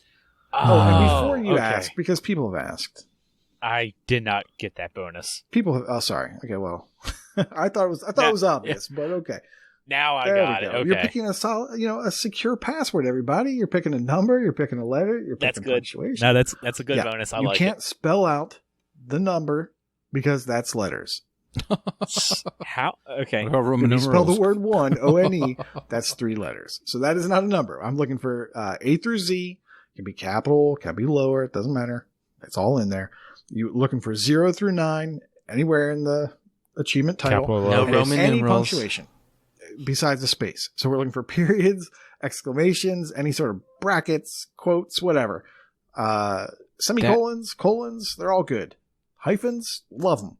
So if they're in That there, is the hardest achievement or the hardest bonus to try to search yes, for. it's going to be very hard to search for. But go check out Halo games because they've got a ton of them. Hint, hint. Interesting. I cannot wait to see the stats on how many people figure out what achievements to get for those Hey guys, bonus. you remember what contest I like? Good. Sandwich eating. That's not a contest. That's me Nathan's winning hot dogs all the time. contest. I was gonna say Nathan's hot dogs. The dude ate like 75 or something like that. Yo, they don't call me Joey Chestnut for nothing. Contest I like, of course, is the random to-do list. Oh yeah, that's the thing. It is a thing. It's been a while since we talked about what that. the hell is up with that? RTDD. I mean, Oh. it's not that I'm just bringing it up because I had a full combo this month. Because I would never do that. But actually, 3 people had full combos. And that would be Freshy Fresh, myself, and MDP73, except he did it on lowly easy mode. Rounding out the top 5 are NBA Kirkland Wonder's husband at 23 achievements and Enigma Gamer at 17 achievements. Nicely done.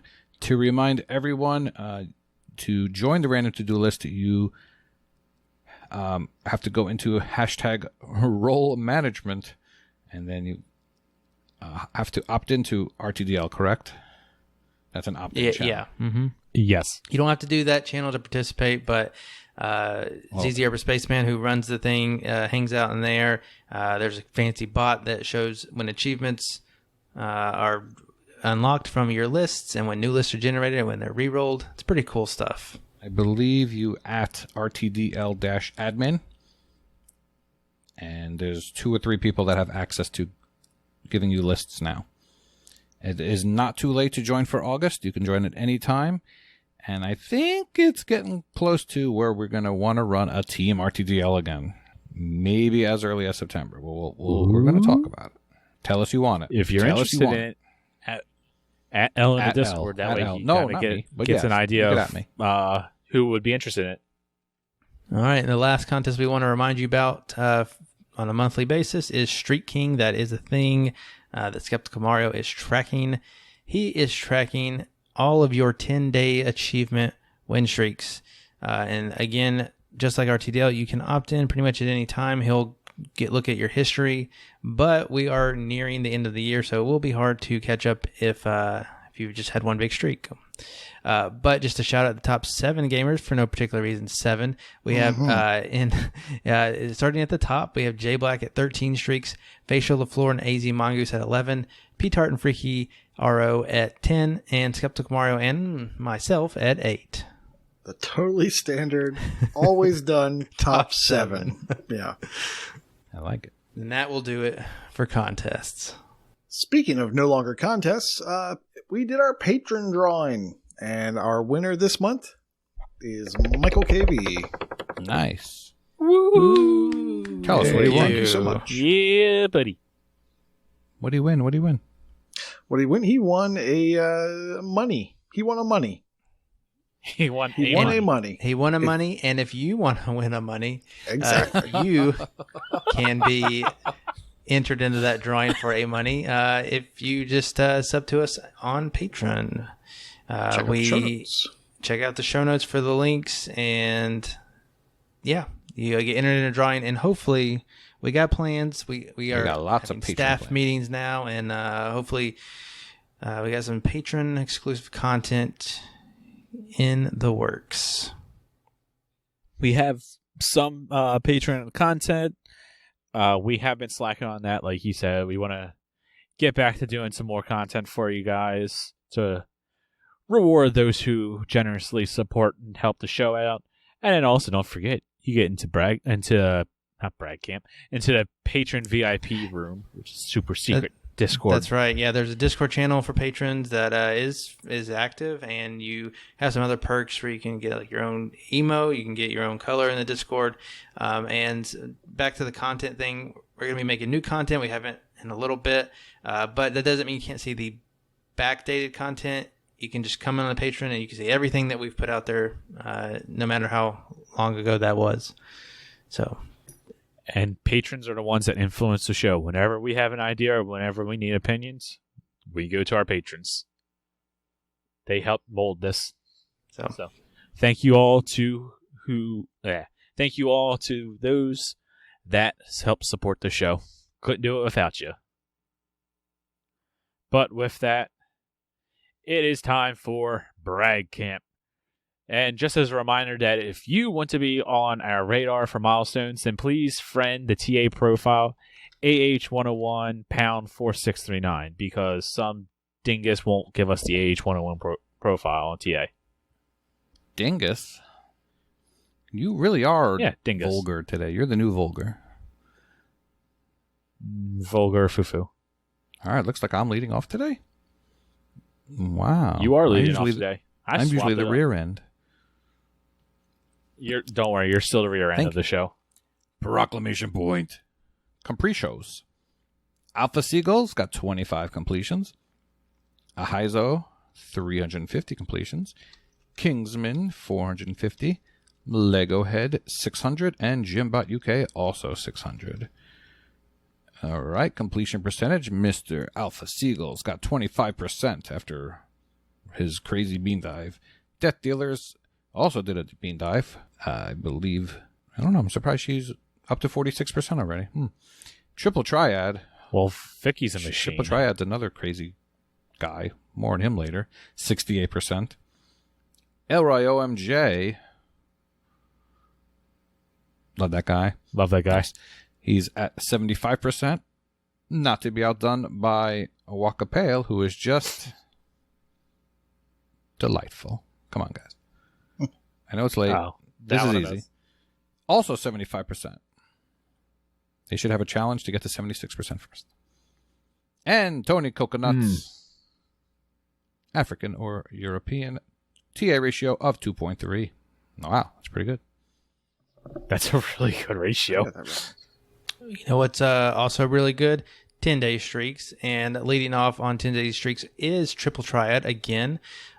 Wheezy Fuzz, Icefire TN, KooshMoose, Kingsman 2625, myself, P-Tart TX, Oz, Buffniak, and Alex RD are all on 10-day win streaks. Got to get those Streak King points. Continuing their longer streaks, we have Crunchy Goblin and Dunkos on 100 days, What the Fug at 400 days, Bastion Raider at 950 days, and Saucy Slingo 2,300 days. For Achievements 1, Crazy. we have Doughboy. He has reached 6,500 Achievements 1. I have reached 13,000 Achievements 1. Apparently, I hear my name a lot this show. Icefire TN. Hi, Rocker Dude. 14,500. What the Fuck, 16,500. Lego Head, 1977, 19,500. Hizo, 20,000. Kingsman, 21,000. Elroy, 25,000. And Triple Triad again is at 28,000 Achievement 1. Wow, this guy just keeps popping up. He just wants everyone to hear his name. Rocker Dude. Rocker Dude 5012 has reached a new milestone of 450,000 gamer score, who apparently has been tied with a Hizo who's also hit a 450,000 All right. score. We need to race Hizo. Yeah. Hit me up when you hear this. We need to race to 500,000. Let's do it. Let's do it. Kingsman 2625, 650,000 gamer score. Vulgar Latin, also 650,000 gamer score. Maybe you two should race to 700. Lots of ties. And Proulx has hit 850,000 gamer Thanks to score. us. Yeah, totally. Zoo Tycoon. In the way of TA score, Tony Coconuts, 350,000. The Joe Dean, 750,000. Nate over there has hit 800,000 along with Seamus McLimey and Mike Pitch. Bastion Reader has hit 900,000. Facial LaFleur and Lego Head has hit 1.15 million TA score. Kingsman 2625 has hit 1.2 million TA score. And Triple Triad has hit 1.4 million TA score. Ooh, I get to read the leaderboards. The Alpha Seagull, our favorite PlayStation convert, has now reached the top 50,000 of the True Achievement leaderboard for shmups. Death Dealers is now in the top 100,000 of the True Achievement leaderboard for role-playing. Mattism in the top 1,000 USA True Achievement leaderboard for role-playing. Lots of role-playing. The Alpha Seagull is now in the top 2,000 of the New York Gamerscore leaderboard. Hey, have you guys met? You're all in New York, so Good for you. Alex RD in the top 20,000 of the TA Diff leaderboard for strategy. That's on a Thursday. Lego 1977, now in the top 1,000 of the Gamerscore leaderboard. Ahizo in the top 500 of the USA Achievements 1 leaderboard. Kingsman 2625 is now in the top 100 of the US Gamerscore leaderboard for Sandbox, the top 5 of the Washington Gamerscore leaderboard for Sandbox, and the top 200 of the Gamerscore leaderboard for Sandbox. Crunchy Goblin 68 is now in the top 200 of the Ontario True Achievement leaderboards for Xbox One. And the Alpha Seagull, we haven't heard about him in a while, is now in the top 100 of the New York True Achievement leaderboard for Visual Novel. Already? Mm-hmm. Wow. Wonder where I am on. Not in the top 100. I want to do a retroactive shout out real quick for Brad Camp. We had a late friend request on the achievement, the AH101 TA account. So his did not get pulled through the other week. And I just wanted to shout it out because it is pretty cool. Reset 42 is number 1 in New Zealand games played leaderboard for Xbox 360 Dungeon Crawler and Action RPG. Nice. That's a good one. Always good to be Reset number to 1. us. Reset is always a low-key RTDL. Very low-key. He'll be good. Else pushing this team on Team RTDL. Team RTDL is Turtle. How have we not thought of this before? Wow. Yeah, TRT Turtle.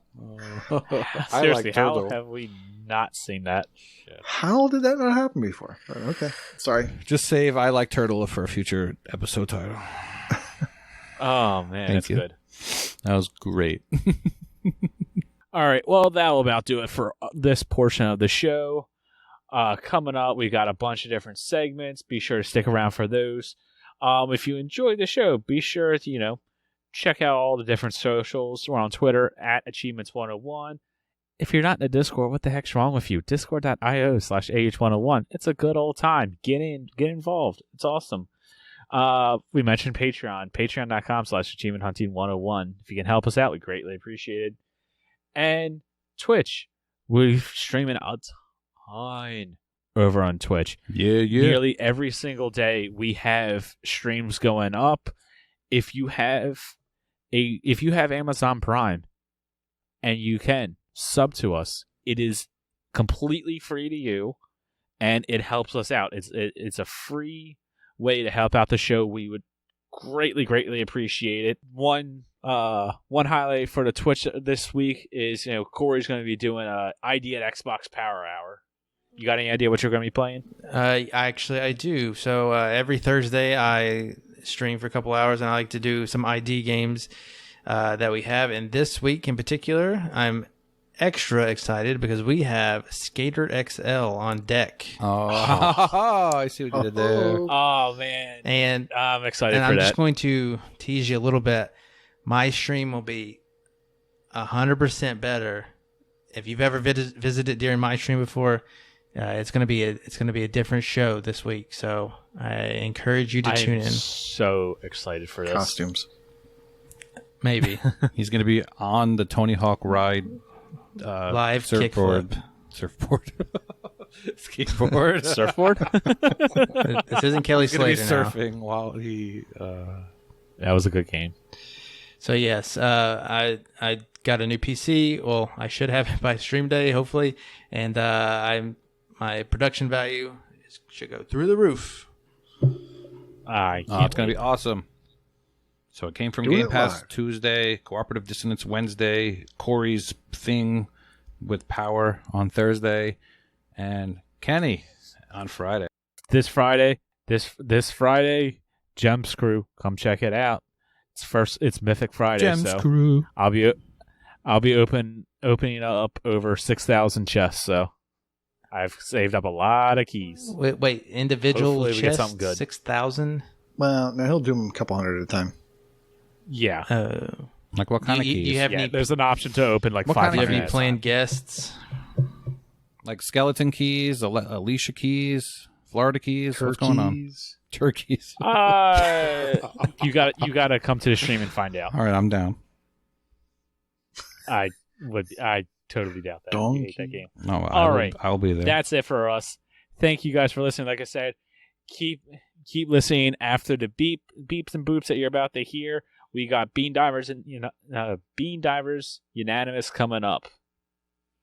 Thanks for listening, guys. Later. No. What? What? No, it's not unanimous. It's unanonymous. Oh, I thought he misspelled it. No, the whole joke. Anonymous. Unanimous doesn't make sense. It's Well, not unanonymous is not a word. But it's Chewie. All right, well. Well, I corrected it in my Discord notes. I was like, that's not a word.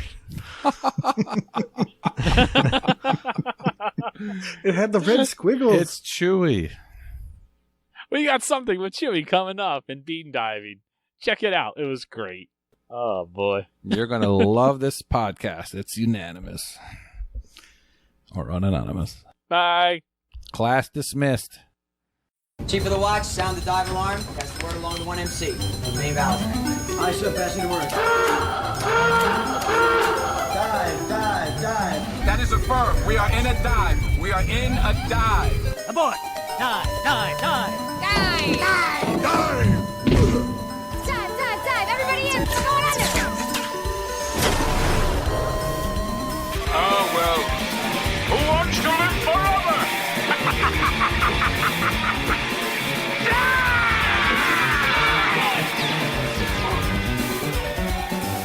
Hello and welcome back to Bean Divers Unanonymous, where we will be hearing the stories of 4 more bean divers. So without further ado, let's get started. Hello, my name is Ahizo, and I'm a bean diver. Welcome to our How many times have you bean dived? I have bean dived, I believe, 8 times. I've done it every year since it became an official event on TA. Wow, so you are a veteran bean diver. I am. Matched only by Bean Potter himself. Pretty much. And this year, how many games did you dive? I dove 121 games this year. And can you give me your headline stats from that big old dive? Yeah, I dropped a whopping 3.42% off of that, and I needed a little over 1,800 achievements for recovery. So at 1,800 achievements over 365 days, you're looking at about 5 achievements a day to recover. Yeah. That seems doable. Yeah, definitely. I've got enough easy things to help me recover if I need to cheese things a little bit. So have every one of your 8 dives been as big as this one, or is this one different? No, they've varied. I think when I was looking at some of my older ones, I think I had dives as small as maybe 40 games, 30 games. Most of them, I think, have floated around the 60 to 80 mark. And what made you push it so hard?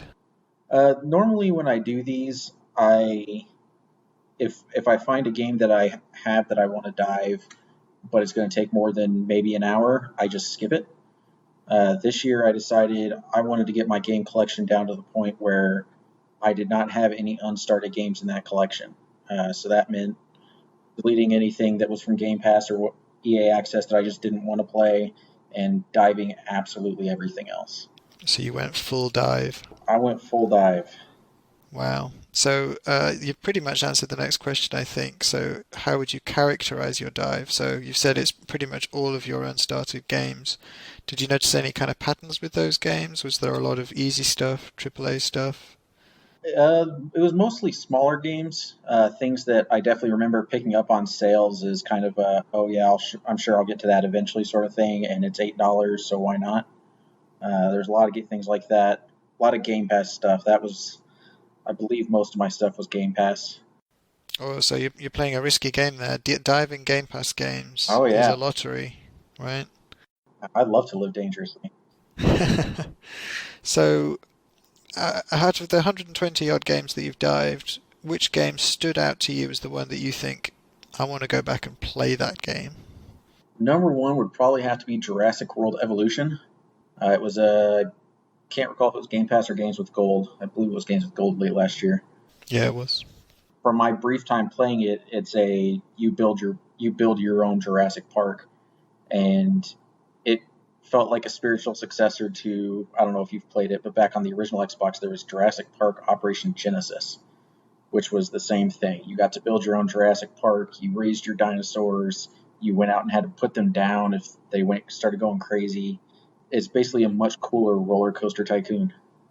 Yeah, wow, okay, yeah, so I never played that original game, but I also joined you in this dive, and what stood out to me was the soothing tones of Jeff Goldblum as Dr. Malcolm. Oh, yeah. And that hooked me straight away. So flipping that coin, which game stood out to you as one that you really don't want to go back to? I go down to the bottom of the pile. That one definitely has to go to Observation. It was definitely one of the most boring games I have ever dived, and it didn't seem like it was going to pick up. It kind of felt like the rest of the game was just going to be more of the same, and it may very well be one of the most boring games I've ever played. Wow, I'm not familiar with that one. Give me a little précis of that. The part that I did for the Bean Dive was basically the intro section, and you're playing as the AI computer on a space station. When the game starts, your space station has, I don't know if something has hit it or what, they didn't really explain, but for some reason it's damaged. And the whole intro section is just you bouncing around as the AI, switching between cameras on different floors, and it's sort of a point and click. So like you have to go to a certain room and you have to look over at the panel next to the door for this person who's in the station directing you. And you have to select the panel to open the door so they can get to the next hub. And that was the entire intro, was just doing that for a solid 30, 45 minutes. Oof. If it were more fast-paced, I could deal with it, but it was abysmal. Yeah, so when you described the concept to me of playing an AI, I immediately jumped into 2001 Space Odyssey, Mother, the AI from Alien, and I was thinking, in this game, if you can blast people out of an airlock into deep space, then that sounds like a cool game. But what you've just described does not match that. Yeah, I mean, if they turn it around and I get to do that at some point in the game, I will consider it a win. Yeah, if you can turn off the oxygen. Yeah, right? Like I hope, I haven't really looked through the list. I'm hoping there's one for kill this person on your space station. That would be amazing. Yeah, closing a door on someone's toes. Exactly. Just for the lols. Yeah. If that's not the game, then that's a game I want to play. Okay, so now out of all the games you played, did anything stand out as particularly easy to dive for any divers out there who want some tips? Yeah, for those, the easiest ones I dived this year would definitely have to be the As Divine Hearts games. There are a couple of turn-based RPGs, and basically the dive was just watch the intro cinematic for both of them. The cutscene itself is more of an in-game conversation between your character and someone else. So, you could speed up the chat, but that's about it. But all in all, it took maybe 5 minutes apiece.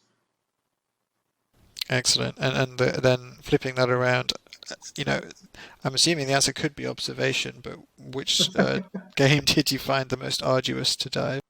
Well, I didn't want to choose that one only because I didn't want to use it twice, but okay. I would probably have to.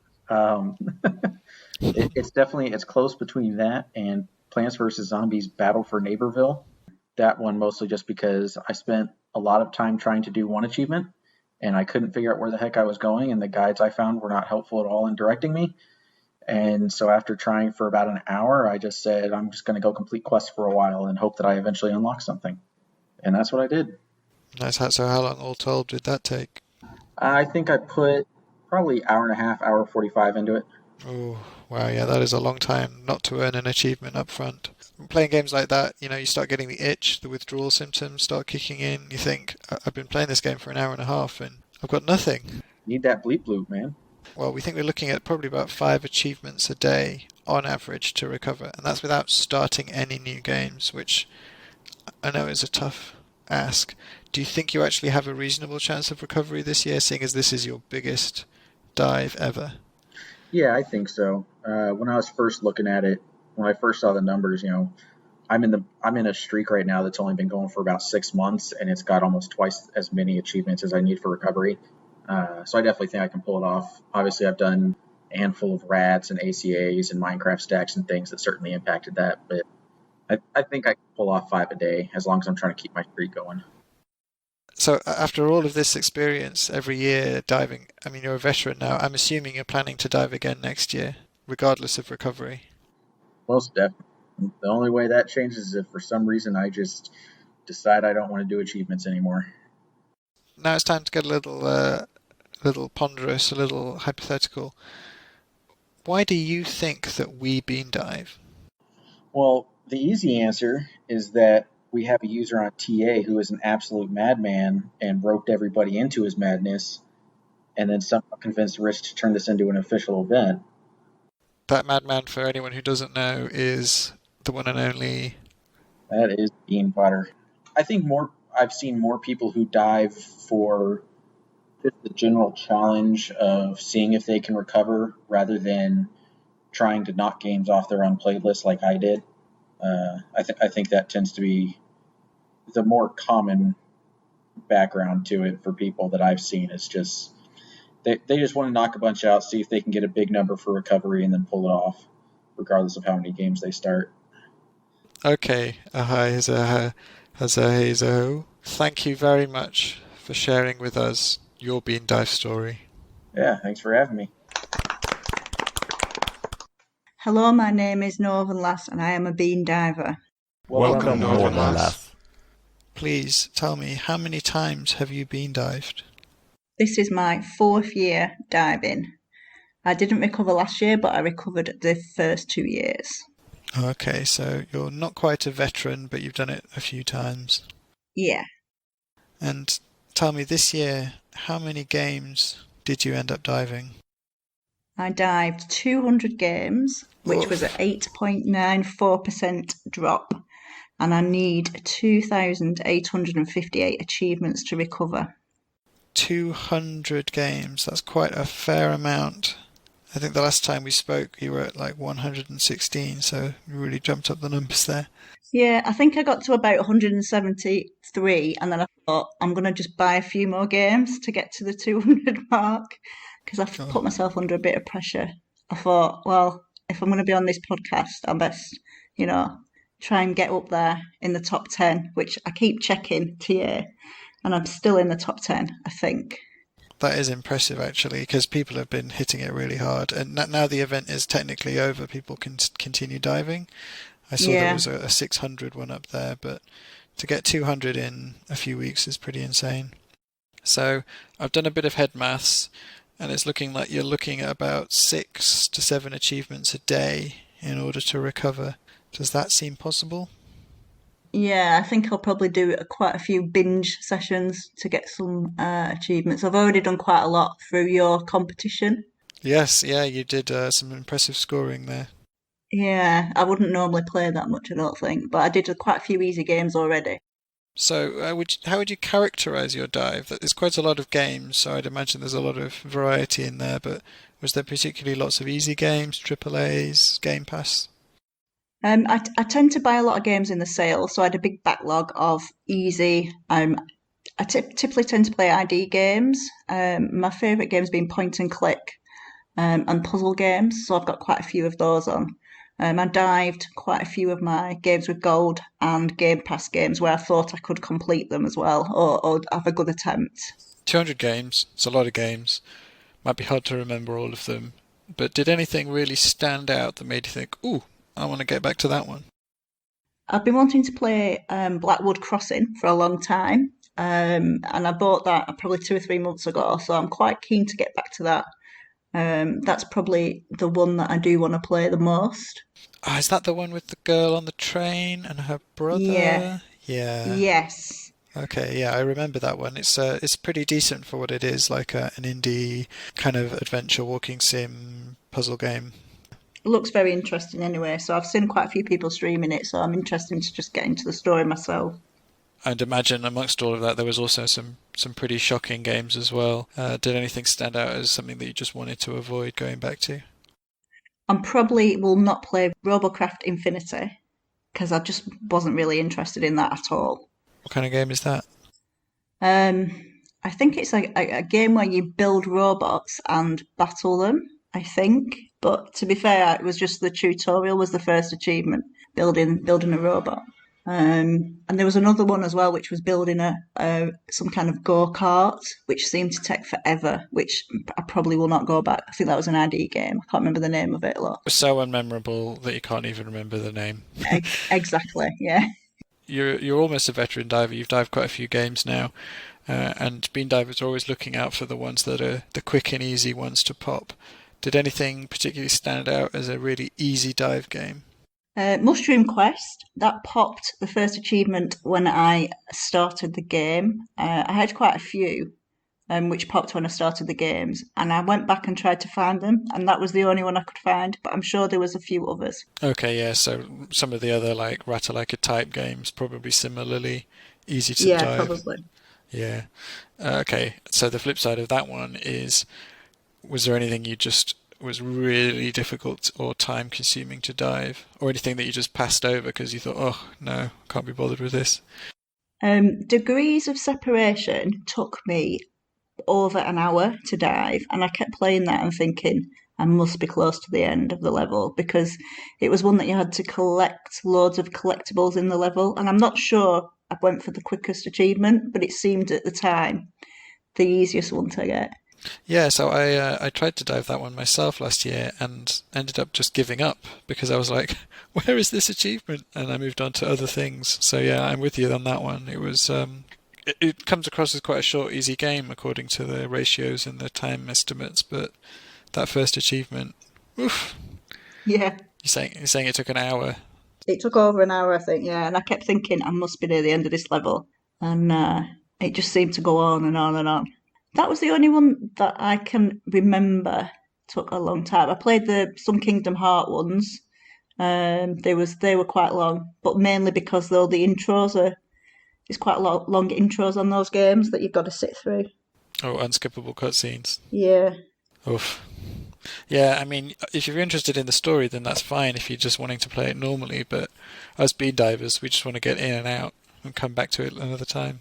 We talked about, about 6 or 7 achievements in a day in order to recover. Do you think you have a reasonable shot at recovery within the year? You said you didn't manage it last year, but how about this time? Yeah, well, I'm 15% recovered already, and it's only been a few weeks. So Nicely done. If I keep up, although I don't have that many rats left, I don't think. I've done mainly my 0 to 1 hours so far. But yeah, I'm hoping to. I'm going to make more of a conscious effort to try and recover this year. Okay, so you'll be making a bit of a push towards it. And yeah. I guess that's without starting anything else during the year, which will hold you back. But it's good to get a good jump on it early, I find, because then you kind of take the pressure off a little bit. Yeah, exactly. You said you've done it a few times now. Has that been consecutive years? Have you ever skipped a year? No, I only heard about it 4 years ago, and I did it the first year I heard about it, and I've done it every year since. I just like it to get all my games on my tag. With that in mind, I'm assuming the answer will be yes when I ask you, will you be doing it all over again next year? Definitely, although I might not have 200 games left to dive, but we'll see. Yeah, and that would be regardless of if you recover or not. You'll still take it again. Yes, I'll still dive even if I don't recover. Tell me, Northern Lass, I'm going to get a little bit philosophical here. Why do you think that we do this to ourselves? Why do we bean dive? I think we'd like the challenge of starting as many games as possible in a week period or 10 days period. And I think we also just like to get all the games on our tags. And then that gives us the incentive to play them all. Yeah. So did this dive represent pretty much your whole collection then up until this point? Everything except for games with gold and Game Pass that I will never play. That's pretty impressive to get just all your cards on the table there. Yeah.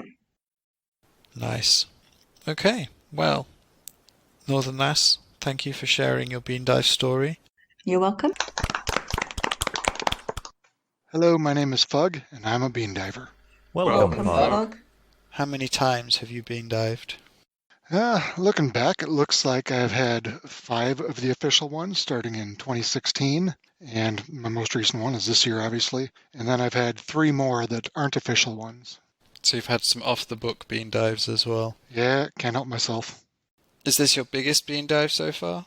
This is my largest one by probably about double. I think my previous one was probably around 50. So how many games this time did you dive?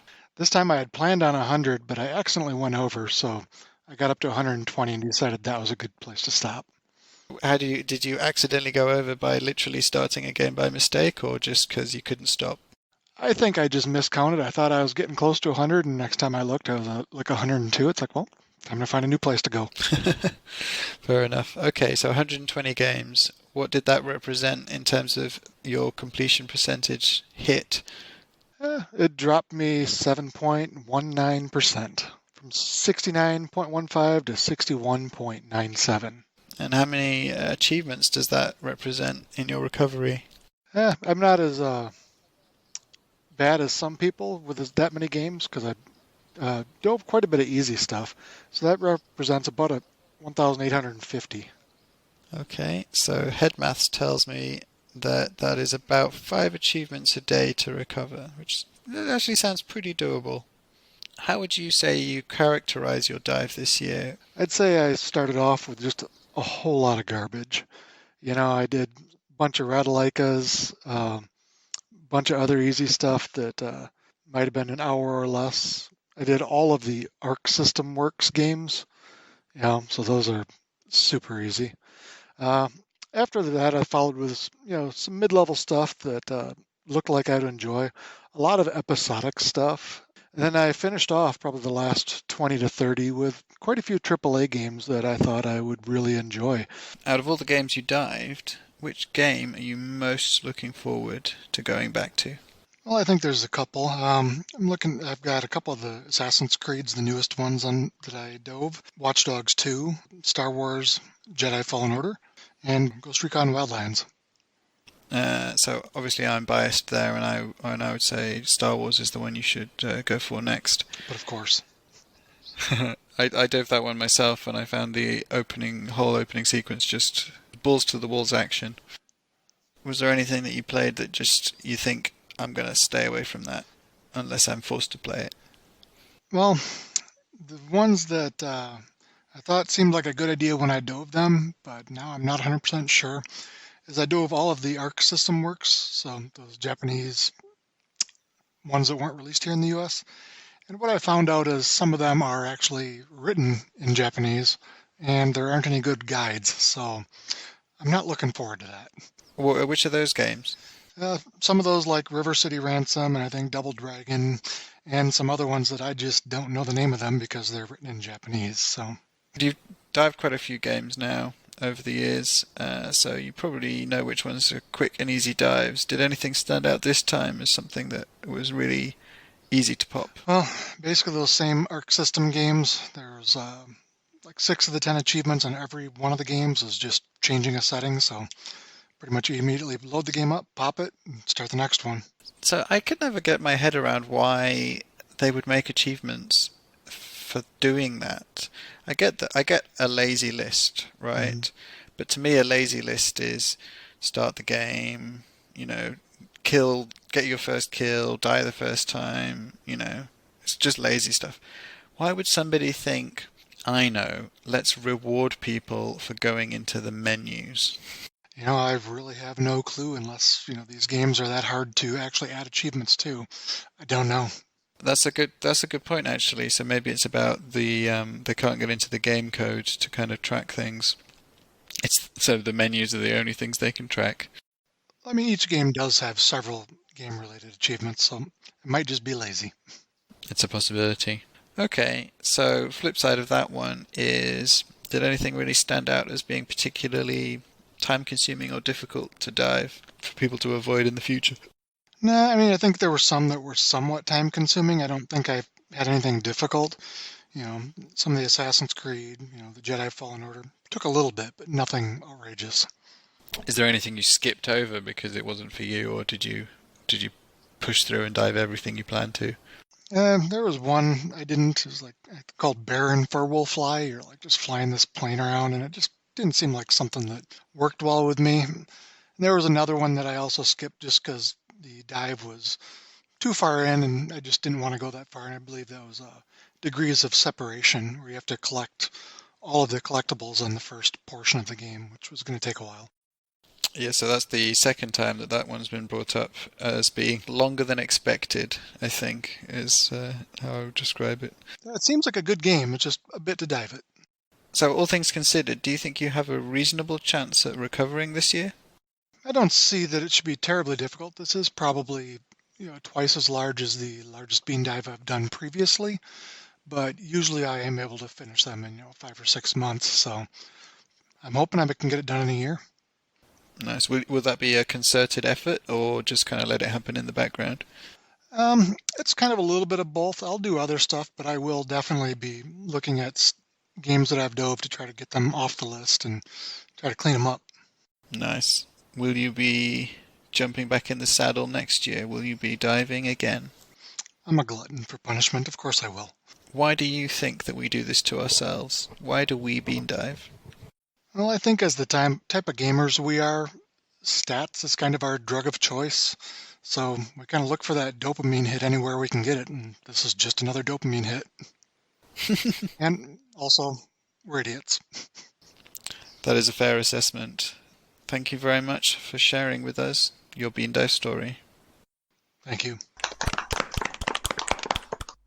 Hello, my name is Chesno, and I'm a bean diver. Welcome Chesno. Chesno, welcome. The big dog is here. The biggest bean diver I think I've ever seen. Thank you for having me. Tell me, is this your first dive, or have you done it before? This is actually my second. However, last time I wasn't actually an achievement hunter properly yet, so I didn't go as I have this year. So you went hard on number 2. Now, I'm sure you're pretty well known in the community now for this, but please share with the group, so we've got it out in the open. How many games did you dive? I dove a grand total of 420 games within the 10-day period. Oh, it makes me feel weak just thinking about it. Whew.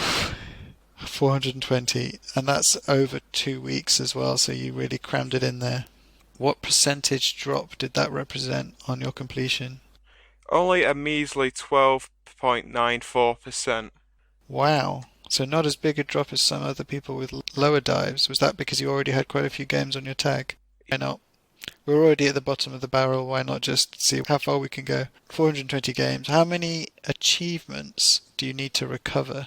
About 3,900, roughly. 3,900. So head maths tells me that's 10.5, 11 achievements a day to recover within a year, and that's without starting any new games. So you've got a bit of a task ahead of you there. How would you characterize your dive this year? I mean, that's a lot of games, so I'm assuming just massive. Yeah, whatever I could get my hands on, basically. I dove a lot of random 360 stuff that I was able to get for cheap a while ago. A lot of indie cheap stuff that just happened to be in my back catalogue. And a load of random bits from Game Pass and EA Access.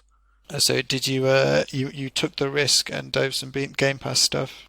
Oh yeah, I found some weird stuff.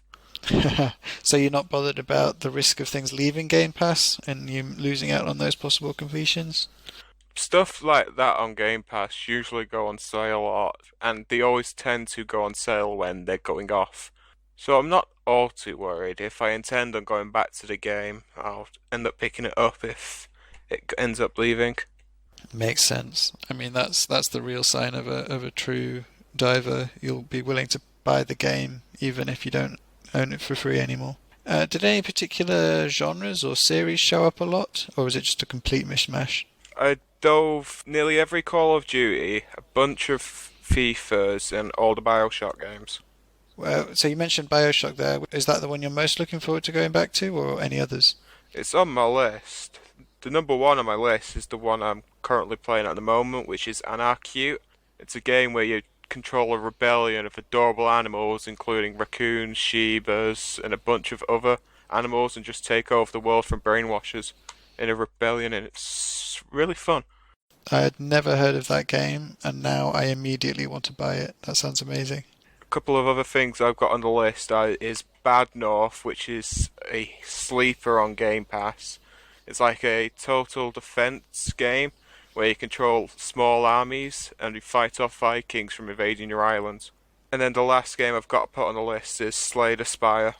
I've heard really good things about that one. It's like a combination of a roguelite and a card game. So you go along and you collect cards and you build your deck as you go along. Now, unfortunately, the flip side of that coin is there will have been some probably stinkers in there as well. Did anything stand out to you as particularly bad to go back to? The obvious answer is going to be all the sports games, so the FIFAs, the NBA. I've also dove a random amount of 360 FPSs, which I have no intention of going back to. But the worst game that I dove, which I am going to have to go back to, is Hannah Montana the movie, the video game. Oh, I mean, that is an absolute classic among achievement hunters, along with Barbie Puppy Rescue, whatever it's called, and My Horse and Me Too. Couldn't get my hands on My Horse and Me Too. If you want to get a copy of that, it's like £70. Oh my goodness, yeah. Okay, so you're probably a Bean Dive expert at this point. You've probably dived more games than people have ever played. So you probably know exactly which are the best games for those possible divers out there to choose if they want to make their dive quick and easy. Did anything stand out to you as being really easy to dive or really quick? The Double Dragon and Kunio-kun collection, if you've not got any of those 20 games, they are insanely easy to get gamer score in very quickly. I was able to get 15 points within the first half an hour of the dive just from the Kunio-kun games. Next on the list is Persona 4 Arena and its repackage, which is Ultimax. You get an achievement just for selecting your hard drive for a save file.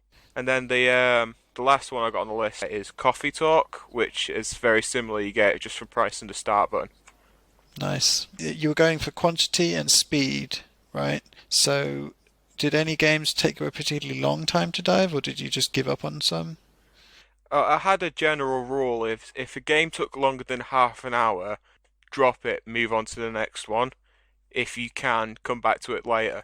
So there are certain games I abandoned, like Need for Speed Carbon, which I spent ages and didn't end up popping achievements, so I left it. One of the longer ones that I did pop was Portal Bridge Construction, which you have to complete the first world just to get an achievement. But the longest one for sure, which is the last game I dove, and I decided to keep this for last because I wanted to, and that was Little Town Heroes, which is a new release from Game Freak, who made Pokemon, and it's a new RPG series. Oh, nice. Okay, so what did that entail to dive? You have to complete the first chapter of the game. So you have to go through all the tutorials, learning the new combat system, go around, do a couple of jobs. How long did that take, do you reckon? About an hour, I reckon. I was going to make my last game be one of the worst 360 games imaginable, and that was Sonic 06. However, my disc wouldn't work. So I think that's a blessing. Apart from being a bad game, the first achievement you get is for completing the game on the Sonic route. So you have to play the whole thing as Sonic just to get a achievement. That's a Bean Diver's nightmare right there. You're looking at about 10 achievements a day. Do you plan to recover this year? Do you think it's going to be possible? Unlikely, but it is possible. I've already gained nearly 6,000 achievements this year, so me hitting that number in a year's time isn't impossible. Yeah, I mean, you have been absolutely beasting it on the challenges recently, so, if anyone's going to do it, I think it could be you. But then I guess it depends what other challenges come up and what other games you might want to add to your tag in the meantime. Do you think you're going to make a concerted effort to push for it, or just see what happens? Just see what happens, focus on other challenges, and just see if I end up going back up. Nice. $1 million question. Recovery or not, next year, July, it's going to be Bean Dive Day again. Do you reckon you'll be getting back on the horse? Probably, but not to the extent I did this year. Okay. Try and keep it on the down low next year. Why do you think we Bean Dive? Well, there are many reasons a person could Bean Dive, whether it's to try and play different games, to challenge themselves by putting new stuff on their tag. You could do it for the glory. Was that why you went so hard this year, to get yourself on the leaderboards? Yeah, my goal going into it was to be in the top 10 at the end for most games that dove, and then I ended up taking the top spot. Nice. So it was like a meta game within the meta game of bean diving was to be on the leaderboards for bean diving. But I think the ultimate reason and why we all do it is for the memes. Yeah. Okay. Well, Chesno, you are by far, and I'm not counting Mental here. Mental keeps bragging about how he's still diving, but if it's not on the panel, to me it's not on the dive. Okay, so to me, you are our real MVP bean diver. So we're here as a group to support you through your recovery, but regardless of how that goes, we are in absolute awe of you. So Chesno, thank you for sharing your bean dive story. Thank you for having me. Thank you once again, everybody, for joining us and sharing with each other your own bean dive stories.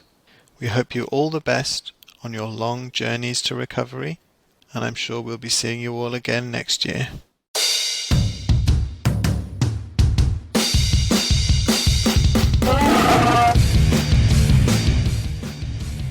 Hello and welcome to another exciting installment of Chewie's Challenge Championship. We'll be bringing you the results of July's challenges, including our very own Rumble in the Splungle, and we'll also be bringing you August's challenges, including a new tournament-style event that we're calling King of the Red Ring.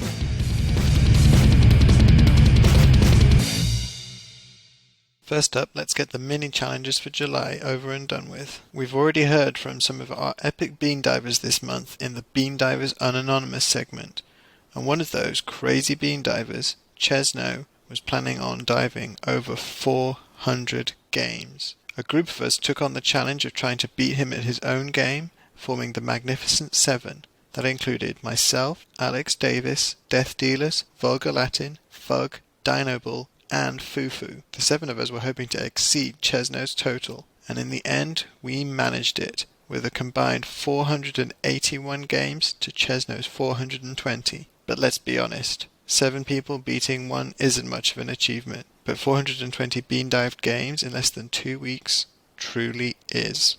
Chesno is the real MVP here with his insane numbers.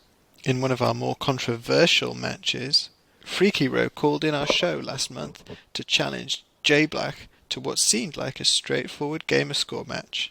Unfortunately, Mr. Freaky was being underhand and roped in 3 other villains partway through the month, Chesno, Vulgar Latin, and Jimbot, to put the beat down on J Black as a new stable who are calling themselves the Horsemen. Thankfully, Death Dealers, Matrock and Alex Davis couldn't stand idly by while J Black was getting his arse handed to him, so they came to his aid. Any score that these 6 interrupters would earn from the point when they joined the match would also count towards the totals. When all was said and done, J Black managed to have the highest score over Freaky, with 15,330 to 14,666. But what of the interrupters? Alex lent 10,460, while Death Dealers gave 7,130, and Matrock provided 1,875 to put J Black and his defenders at 34,795. Unfortunately though, Chesno laid out a huge 9,068, Vulgar put up 8,535, and Jimbot pushed out a huge 18,255 to put the Horsemen at a winning 50,524. J Black truly has been left Jablack and Jablue by Freaky and his evil posse. Finally, I challenged CCC champion Elroy to a battle of bad games. Any games rated below 3 stars earned points. Any games above 3 stars took points away. The worse the game, the higher the total. Although I managed to take a decent early lead with the likes of Planet RIX-13, Attack of the Toy Tanks, Scalextrics and Trax, and Stab Stab Stab, unfortunately Elroy managed to pull out a last push with games like Nicole, Soko Bunny, Robozaro, The One We Found, and Alison's Diary Rebirth to claim the win from me with 547 to my 425. That means Elroy retains the title for yet another month. But maybe things will finally change as he will have to face the Rumble in the Jablungle champion. That's right, July saw one of our biggest challenges ever with the huge Rumble in the Jablungle event, styled after the classic Royal Rumble. Each day between the 5th and the 30th of the month we had a new entrant in the ring, pulled from a pool of over 50 possible competitors. As well as randomly pulling entrants each day, people in the ring also had to score from a randomly selected category, including gamer score, TA, ratio, and achievements won. Anyone who scored below a hidden cutoff would be eliminated. Partway through the month, we also introduced the Eliminator Target, which was a high watermark, which if anyone passed, ensured that people at the bottom were eliminated, regardless of if they made the cutoff or not. People came and went throughout the month, with as little as 3 or as much as 6 people in the ring at any one time. We had some truly epic scoring, and the likes of Icefire TN and Chin won our Iron Man awards, with both lasting 14 days in the ring. But when it came down to it, it was up to Kingsman and Triple Triad, who lasted to the final day. On that day, they needed to score in Achievements 1.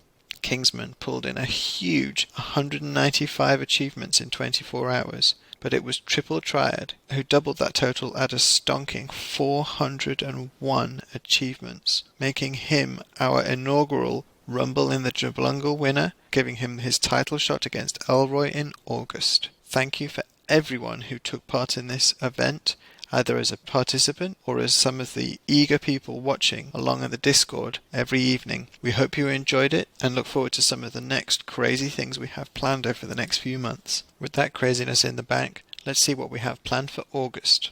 After making their dastardly debut in the J-Black vs Freaky matchup, the Horsemen are back. Vulgar, Freaky, Chesno, and Jimbot are challenging 4 of our newest patrons, Alex Davis, Cabo, Saucy Slingo, and Totes McGoats, to a straight-up 4 vs 4 gamer score battle. Here's hoping for no more shenanigans this time.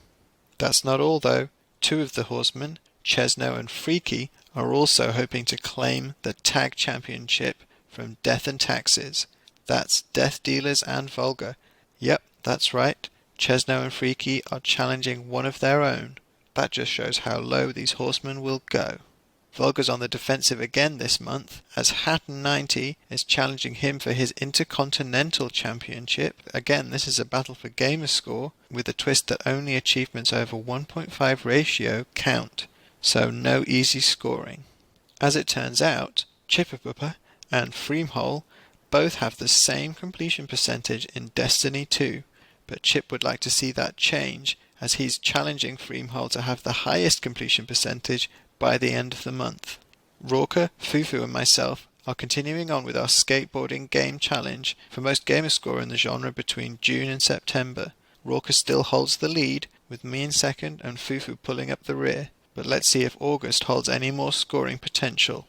Our Rumble in the Jablungle winner, Triple Triad, is taking on Elroy OMJ for the CCC Championship in a 2 out of 3 genre match. What that means is Triple Triad gets to choose a genre, Elroy gets to choose a genre, and the CCC chairman get to also choose one. Whoever scores the most out of 2 of the 3 genres wins. Triple Triad genre of choice is third-person shooter, Elroy's is dance, and the CCC chairman have chosen automobile. That's right, Elroy's Achilles heel. Let's see if our worthy Rumble winner Triple Triad can finally take the title from Elroy. Finally, we have a new major tournament running throughout the month, styled after the King of the Ring, in an Xbox 360 scoring contest we're calling King of the Red Ring, brought to you by Vulgar Latin. 32 participants have been matched up in head-to-head pairings and will face off week to week until we finally crown the King of the Red Ring. Any scoring done in 360 games counts, but we want to reward players who play non-backwards compatible games by giving any score in non-backwards compatible games a multiplier of 1.25. We also don't want arcade titles to suffer from low score, so we're giving them a boost to make them up to nearly 1,000 gamer score. Any games with a total score between 200 and 399 gamer score get a ×4 multiplier. Any games with gamer score between 400 and 950 get a ×2 multiplier. Whoever wins the King of the Red Ring tournament gets a title shot against the current CCC champion, whoever that might be at the end of this month. Join us on Sunday evenings US time or midnight UK time to find out what the score looks like on a weekly basis and who progresses to the next round. We really hope you enjoy this new event. That's all for now, folks. Join us next month to find out who wins these challenges and is crowned the King of the Red Ring, as well as what we have in store for September. Hello everyone, and welcome to Achievement Hunting 101's Trivia Battle Royale with me, Wakapale. With me today, I have Kronos. Hello. Ahaiso. What's up? Volga Latin. Hey everybody. What the fug? What's up, guys? Chesno. Hot dog. The Trivia Battle Royale won't be as easy this time. Each contestant has 5 hit points, and their opponents can choose to injure them if they answer questions correctly. There are 7 categories with 7 questions each, going from 1 to 7. If you answer a question correctly, you can either choose to hurt someone else or heal yourself up to your normal hit points of 5. To determine who goes first, the first question is: Volga Latin is our reigning Trivia Battle Royale champion. What is his true achievement score in educational and trivia games? Oh God. Ahaiso. I feel like there's probably a lot of easy games, so I'm gonna keep it low though. I'm gonna go with 4,000. That's 4 Jeopardies. Chesno. 4,001. Wow. Yep. Being that guy. What a jerk. What the fug? Let's go with 5,000. Volga Latin. I'm going to go with 10,720. 10,720. It's too accurate. He's got his page open. I'm going to guess 12,000. Kronos guesses 12,000. And the answer is 9,977. Do I get anything for being the furthest away? Yes, you get to answer the question last and potentially have sustained the most injuries. Yes. Know yourself before you can know the enemy. That's a Sun Tzu thing there.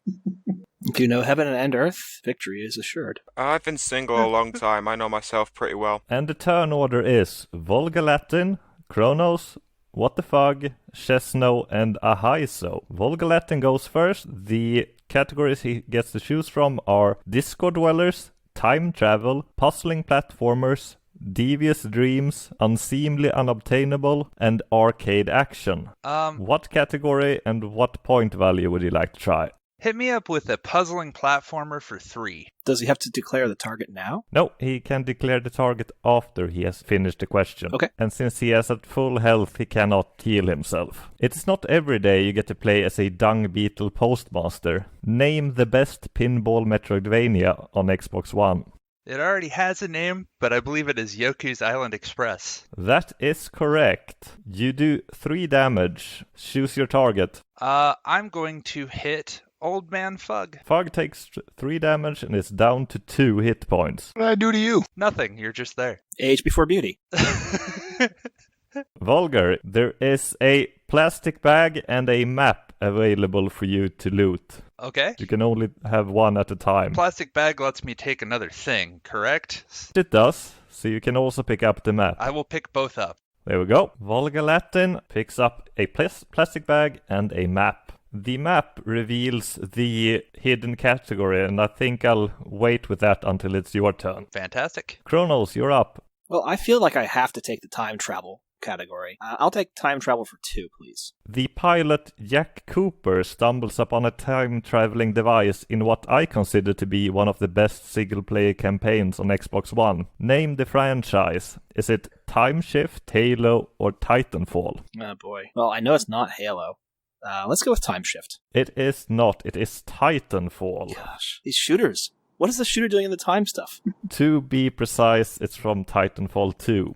Time Shift a 360 game. Yes, It is. It is. Yeah, I thought so, but I mean, what does Titanfall have to do with time travel? You get a pretty cool time device. It's a pretty wicked part of the game. What the fuck? You're up. Let's go with Discord Dwellers for 2. RTDL Wizard CC Urban Spaceman is in the top 10 of a certain Australian leaderboard. Is it game score, TA score, or games played? I'm fairly sure that this is obvious, but I think it's games played. That is correct. Last time I checked, he had started 1,731 games, and that was a few weeks ago. He's been diving. Yep. So it's probably way higher than that. You also find a map. Do you pick it up? Of course. And you also get to do 2 damage to a target. Well, or heal yourself. I think I'm going to heal myself. Good guy, Fug. Fug is up at 4 health points. Chesno, you're up. Puzzling platformers for 2. Braid is one of the most prolific games from the early days of Xbox Live Arcade. What is the name of its time-bending main character? Is it Kronos, Nona, or Tim? I honestly have no clue. Since it's time travel, I'm just going to have to go with Kronos. Unfortunately, it is Tim. Why couldn't it have been this one for me? I could have taken that one. They call him Tim. Yeah, can we swap questions? I got it. Well, not at this time. Well, maybe we need to be a team then if we can work these things out. Can we get help from our teammates? Can they give us clues? You cannot team up other than informal teams. Ahaiso, you're up. All right, let's go with unseemly, unobtainable for 2. Microsoft Studios published Disney The Little Mermaid Undersea Treasures for Windows 8 with only 3 working achievements. How many unobtainable achievements does it have? 9, 13, or 17? I believe that was back when most of those games were coming out with 12, so I'm going to guess 9. It has 17 unobtainable achievements. Out of its 20 achievements, only 3 of them work. Volgalatin, you're up. You have the map, which reveals the hidden category, and it is the treasure trove. Ooh, let's go there. Let's go treasure trove for 4. Ooh. High roller. Microsoft Treasure Hunt is a spiritual successor to a game released as a part of Microsoft Entertainment Pack in 1990. Name the game which originally was released for IBM OS2. Was it Chip's Challenge? It was not. It was Minesweeper. Kronos, you're up. Okay. Well, time travel didn't work. You are not allowed to use the treasure trove category. No, because I don't have a map yet. Note the yet there. I'm going to get myself one. I'll take Discord Dwellers for 4, though, please. Achievement... Achievement hunting was once not Greek self-proclaimed stick-in-the-mud likes card and board games. Who is number 1 on Virginia's True Achievement leaderboard for card and board games? Well, that would be Kronos. That is correct. I'm sure it's Expos. Yeah, I'm not sure we can... Yeah, okay, we'll give you that one. You had 66,664 TA back in March. You find bandages and bandages. You can only pick up one of them. I'll take 1 bandages, please. Yeah, but is that bandages or is that bandages? The bandages allows you to heal 1 hit point at the beginning of your turn. And since I'm full on health, I have to target somebody. Yes. All right. Sorry, Chesno, take 4. Chesno is down to 1. Am I ever going to make it past the first person going out? And Fug is up. Let's see. Let's go treasure trove for 3. I did use my map, I guess. Microsoft purchased the developer and rights to Sweden's most successful game in 2014 for $2.5 billion. What game that has sold more than 175 million copies across platforms and is still going strong? Gee, could that possibly be Minecraft? That would be Minecraft. And there's a lot of loot here for you to pick up. There's a grenade, a rocket launcher, a medkit, and a rucksack. Do I know what any of that does? You do not, but I guess you can... I've highlighted one of them that I suggest you pick up.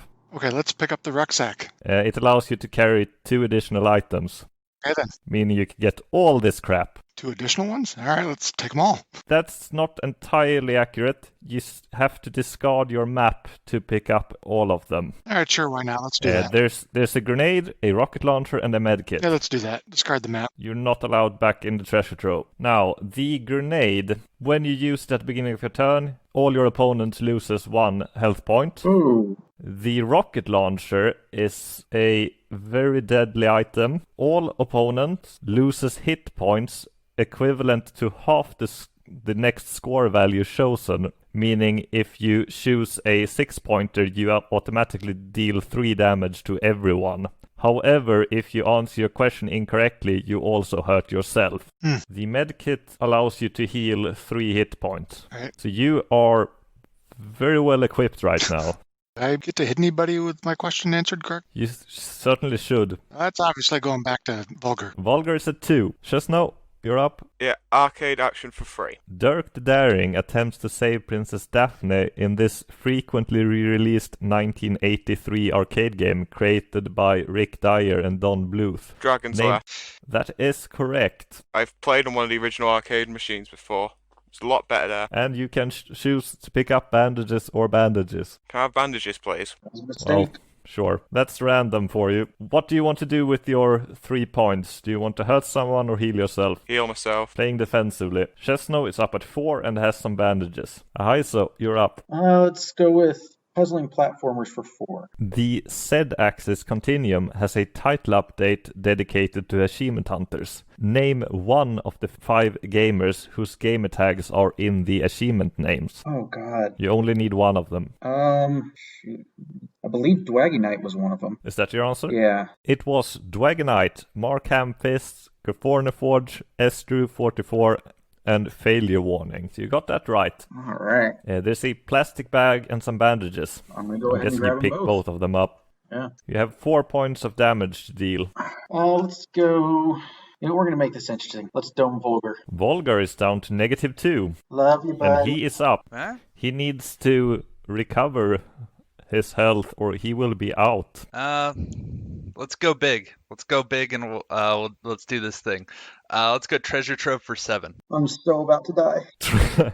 Treasure trove for 7. In Battlefield Bad Company, B Company is hunting the Legionnaires' gold in order to purchase Truckosaurus Rex, among other things. What do you have to do to unlock the Darwin's Parachute achievement? I think you have to fall for a set amount of time. How specific do you want me to get on that one? I'm not going to allow that Okay. as the answer, even if it's technically probably true. I want to say you have to fall for 10 seconds and not die. That is incorrect. You have to get out of a helicopter with a high altitude.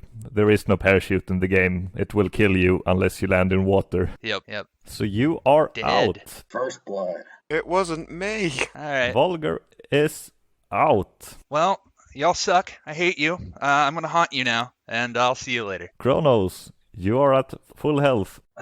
Discord was good to me, and I spent too much time there. So I'm going to stick with Discord still. I'm going to take Discord Dwellers for 3, please. Ye-tasked Overlord Planting 42 has almost 1.5 million TA. Over 20,000 of which are from a single space simulation game. Name the game. Elite Dangerous. That is correct. You get to deal some damage, 3 damage, and you find a plastic bag and a rucksack. So putting the plastic bag in the rucksack probably doesn't do anything. It doesn't give me extra holding, right? It doesn't. So I'll take the rucksack, and we'll deal the damage to Fug. That grenade and rocket launcher combo is very threatening. Fug is down to 1 health, and it's also his turn. He can use any combination of the items that he chooses to. Let me think. For the time being, I'll just use the grenade.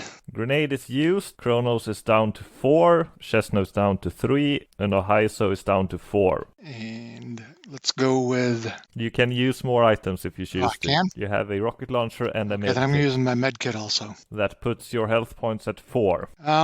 Let's go with arcade action for 2. The Xbox Live Arcade action game with the most tracked gamers on TA is tracked by 175,000 gamers. Is it Pac-Man Championship Edition, Dash of Destruction, or Happy Wars? I feel like that's got to be Happy Wars. That is correct. You also found a grenade.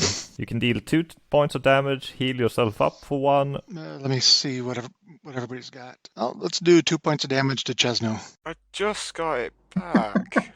Chesno is down to 1. Fug picked up the grenade, I'm guessing. Yep. Chesno, you're up. You're at 1 hit point. I'm going to use my bandages. You're at 2 hit points. Arcade action for 4, please. I was lucky last time. Let's go again. Who doesn't love the ACA Neo Geo series? That's not a question. This is What developer and publisher is responsible for these wonderful ports? Hamster, isn't it? That is correct. The Hamster Corporation. I'm giving you correct for that. You found a plastic bag and some fragile binoculars. I'm guessing you pick both of them up. Yes. You also get to do 4 points of damage or heal yourself up. 4 to Fog. I'm like a pincushion over here. Fog is at 0. The fragile binoculars allow you to choose another question before answering your current one. Ooh. And while in the inventory reveals the loot for the question. It will break if you choose to skip a question. Okay. Ahaiso, you're up. Let's go back to Unseemly Unattainable, and let's go for 5. I'm sorry, I've got bandages. I'm going to use those first, and then we're going to go to Unseemly Unobtainable 5. You're back to 5. And we go to Unseemly Unobtainable for 5. Hill Climb Racing 2 for Windows 10 is the game on TA with the highest number of achievements marked as unobtainable. How many unobtainable achievements are there in Hill Climb Racing 2? If you get within 5, that's good enough. Oh god, I've never even heard of this game. Let's go 19. The highest number of unobtainables for any game on TA. Oh, on TA. Oh shit. This is just unobtainable, right? Not discontinued and stuff too? Just unobtainable. Just unobtainable? You can stick with 19 though. I'm trying to think. No, because I know there's other games that are up there. I don't think it's that high. We'll bump it a little bit. We'll go to 23. 23 was not even close. It is 52. Oh my god. Which is all of them. The achievements never started working for the game. Jeez. Kronos, you're up. You're at 4 health and you have some bandages. I'm going to save my bandages for a second. Let's go back to time travel. And do time travel for 3. Publisher Tiny Build Games is listed as the developer of a single Xbox One game. What game is it? I would say more, but there is... They publish a bunch, so I see them all the time on games that I'm playing. But thankfully, you've given me a clue here, so the answer is no time to explain. That is correct. And you find a rocket launcher and an assault rifle. And since you carry a rucksack, you can carry both of them. Yep, I'll pick them both up, please. Well, that's horrifying. Kronos, you also get to deal 3 points of damage or heal yourself up 1 point. Now let's deal the damage. Ahaiso hasn't been hit yet. Take 3, please, Ahaiso. Yes, I have. Hit someone else. Ahaiso is down to 2. It was the grenade, though. That is true. The assault rifle, if you choose to use it, all opponents take damage from your next question. Ooh. So we're all in agreement, kill Kronos? Yes. Fug, you're up and you need health or you're gonna die. Yep. So let's use the grenade. Kronos down to 3, Chesno's down to 1, Ahaiso is down to 1. And then we're going to use the rocket launcher. Yep. And Discord Dwellers for 5. Ooh. This means that you are going to go out if you do not get the question. You will automatically deal 2 points of damage to everyone, which puts Kronos at 1, Chesno at -1, and Ahaiso at -1. If you answer this correctly, you can heal 5 points to yourself. You cannot hurt anyone since you're about to go out. If you answer it incorrectly, you'll blow yourself up with the rocket launcher. Understood. Blaze of glory! FuFuDaddilyPoof often gets flack for his gamer score. What is his percentile on TA's global gamer score leaderboard within 3%? Oof. So this is just out of everybody on here, out of 100%, what is he? Yes, out of 100%, where is he on TA's global gamer score leaderboard? And I updated this today. You know, I know there's a lot of people on the leaderboard that are disgustingly low, which is a lot lower than Fufu. I'm going to say 25. He is in the 4th percentile at 4.45. Yeah, that's a lot lower than I thought. A lot higher, you mean? Yes. Oh, yeah, I went the wrong direction. Gotcha. This means that Fug unfortunately blew himself up. He goes out at -2. A rule that I only talked about pre-show is that you can choose to loot an opponent who's downed. And it only... Fug has a rucksack and Volga Latin had a map. But since you're about to die, Chesno, you shouldn't do that. Arcade action for 5, please. Arcade action for 5. You know that you have to get this right or you're out. I have the binoculars. That's true. So if I don't like the question, I can move on. You also see the loot for this question. Ooh. Joust was originally released in 1982 and is one of the toughest Xbox Live Arcade completions with a ratio of 8. What species is the animal you ride in Joust? Ostrich, isn't it? That is correct. Player 1 rides an ostrich and player 2 rides a stork. There are 2 grenades here. I can carry both, can't I? You cannot use since you're holding the binoculars. Right, so I'll just take the one. You can always discard the binoculars and put another grenade in your bag. Can I use 2 grenades in one turn? You can. We'll go with that, go big and go home. So you're throwing away your binoculars. Yes. Chesno has 2 grenades. He is at 4 health, and Ahaiso is up with -1. Let's go. So I gotta be able to survive. Let's see what the assault rifle does. Everyone takes damage. Jeez. Let's go for... That is if he manages to get the question correctly. Yeah. I think I have to try and cap out. Let's go time travel for 6. You only need 2 points to stay alive. Are you sure you want to go for time travel for 6? I need to cap out so I don't die from rocket launchers and grenades. Some achievements are way better than the game they are in. In what game can you earn the Horse Puncher achievement carrying the description "punch a horse in the face, killing it"? Oh god, I feel like I have that one. I've done it before. Crap, I don't remember. What is a bad game? Probably an XBLA. It is universally lauded as one of the worst Xbox games. I'm gonna die. I gotta pass on this one. I don't have a clue. Take a guess. Well, oh man. Let's see, what's a really shitty game? Let's go with Two Worlds. That is incorrect. It was Darkest of Days. I have not even heard of that game. Same. Never heard of it. It is a time-traveling first-person shooter. I believe you are a Roman gladiator going around in different time periods, killing things for no particular reason. That means Ahaiso is out, and we are down to the final 2 contestants. We have Kronos with 1 hit point and Chesno with 4. Mano a mano. Kronos is equipped with bandages, rocket launcher, and an assault rifle, and it's Kronos' turn to pick a question. I would like to use my bandages first, please. You're up 2 hit points. And then, let's see here. I'm going to go with... Did we use time travel for 3? I thought we used time travel for 3. We just did that. My bad. Or did we? Maybe a different timeline.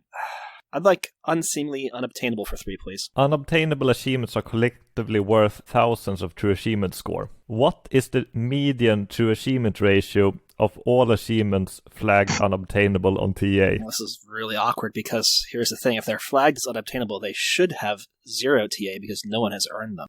But I guess so your answer it's is definitely 0? not, because people do earn them both through illegitimate means and being the first time and the flagging hasn't caught up. Plus also the TA is actually limited to 1, so it's just the gamer score. Oh gosh, median. Let me read you that question again. What is the median true achievement ratio of all achievements flagged unobtainable on TA? Oh, median, half above, half below. It's gotta be 0. Yeah, we're very, very close to it. Fine, 0. I've talked myself into it.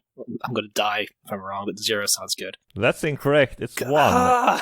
Of course. If an achievement hasn't been unlocked, it's 1. The right. TA is the same as the gamer score. You even said that. Math! You have deserted me. Well, or the other way around. Very true. Kronos, you still have 2 hit points, and it's Chesno Town to throw all the grenades he has at you. I think you know what the first thing I'm going to do is throw my grenades, so he takes 2 hit points. Kronos is down to 0. Chesno, you have 4 hit points. Max HP is 5, right? Max HP is 5, and I said at the beginning that you cannot target someone who is at 0 health, but since only Kronos is left, I'll allow you to keep punching him into the ground. I'll go arcade action for 1, since no one's taken a 1-point question yet. Arcade action for 1. Pac-Man Championship Edition Deluxe is the Xbox Live Arcade action game with the highest completion percentage. Is that true or false? I'm going to go true. Windows 8 version, isn't it? It is false. It is completed by 47% of starters, while Dash of Destruction has a completion percentage of 63%. Kronos is still about to die unless he gets 1 point. Yeah. Discord Dwellers has been kind to me. Let's stay there. I'll take 6. It'll heal me up to full. You'll die if you miss this. Well, I'd die if I missed the 1-pointer, and I don't feel comfortable with 1-pointers the way things have been in previous versions of this. If you pick the 1 pointer, you'll get up to 1. Guaranteed, because I could miss it, and I wouldn't get that point. That's true. So you're going to 6? So no. I'm going for the 6. I feel more comfortable in my capacity to answer the 6-point question, believe it or not. You have an assault rifle and a rocket launcher. The rocket launcher will cause him to take 3 points of damage. Yes. Yeah, let's do that. Okay. This way, at least it's close on the scoreboard, even if I lose Chestnut here. is down to 1 health point. There are around 130 people in the same club as X the Millionaire. But how many on TA has earned 2 million gamer score? It's not many. Did Celtic make it? Because it's Stallion and Red, and I think Celtic. That's 3. So that's 3. I think it's 3. That is incorrect. There are 5 people on TA who has earned 2 million gamer score, and there was one more, but he was disqualified. Oh yeah, that was an amusing situation. Oh well. That means Chesno is the Trivia Battle Royale champion. Congratulations! Woo! Yeah! Well done, Chesno. Went from going out first last time to winning the whole thing this time. Congratulations. You can collect your winnings of 3 months of Game Pass Ultimate. Yay. Hey, Kronos, quick question for you. How'd you forget Smirnoff, man? That's a really good point. How did I forget him? I should have... running through it under pressure is always what it comes down to, right? Because everyone knows the answers to the questions on Jeopardy. You just got to be able to do it under the pressure and quickly. There you go. Thank you, everyone, for joining me. Thank you, Walker, for hosting these as always. They're a lot of fun. Yeah, really. Yeah, thank you. Hey, Walker, if you ever do another one, I'd say there's far too much loot. Last time we did this, barely anyone got loot because of the random nature of it. Now I put a lot of loot here. But it can blow a snot on everybody else. We have to end the game somehow, otherwise you'll just heal all the time. Yep. That is true. Congratulations once again, Chesno. Have a nice day, everyone. You guys too. Bye. All right. Thank you. Bye.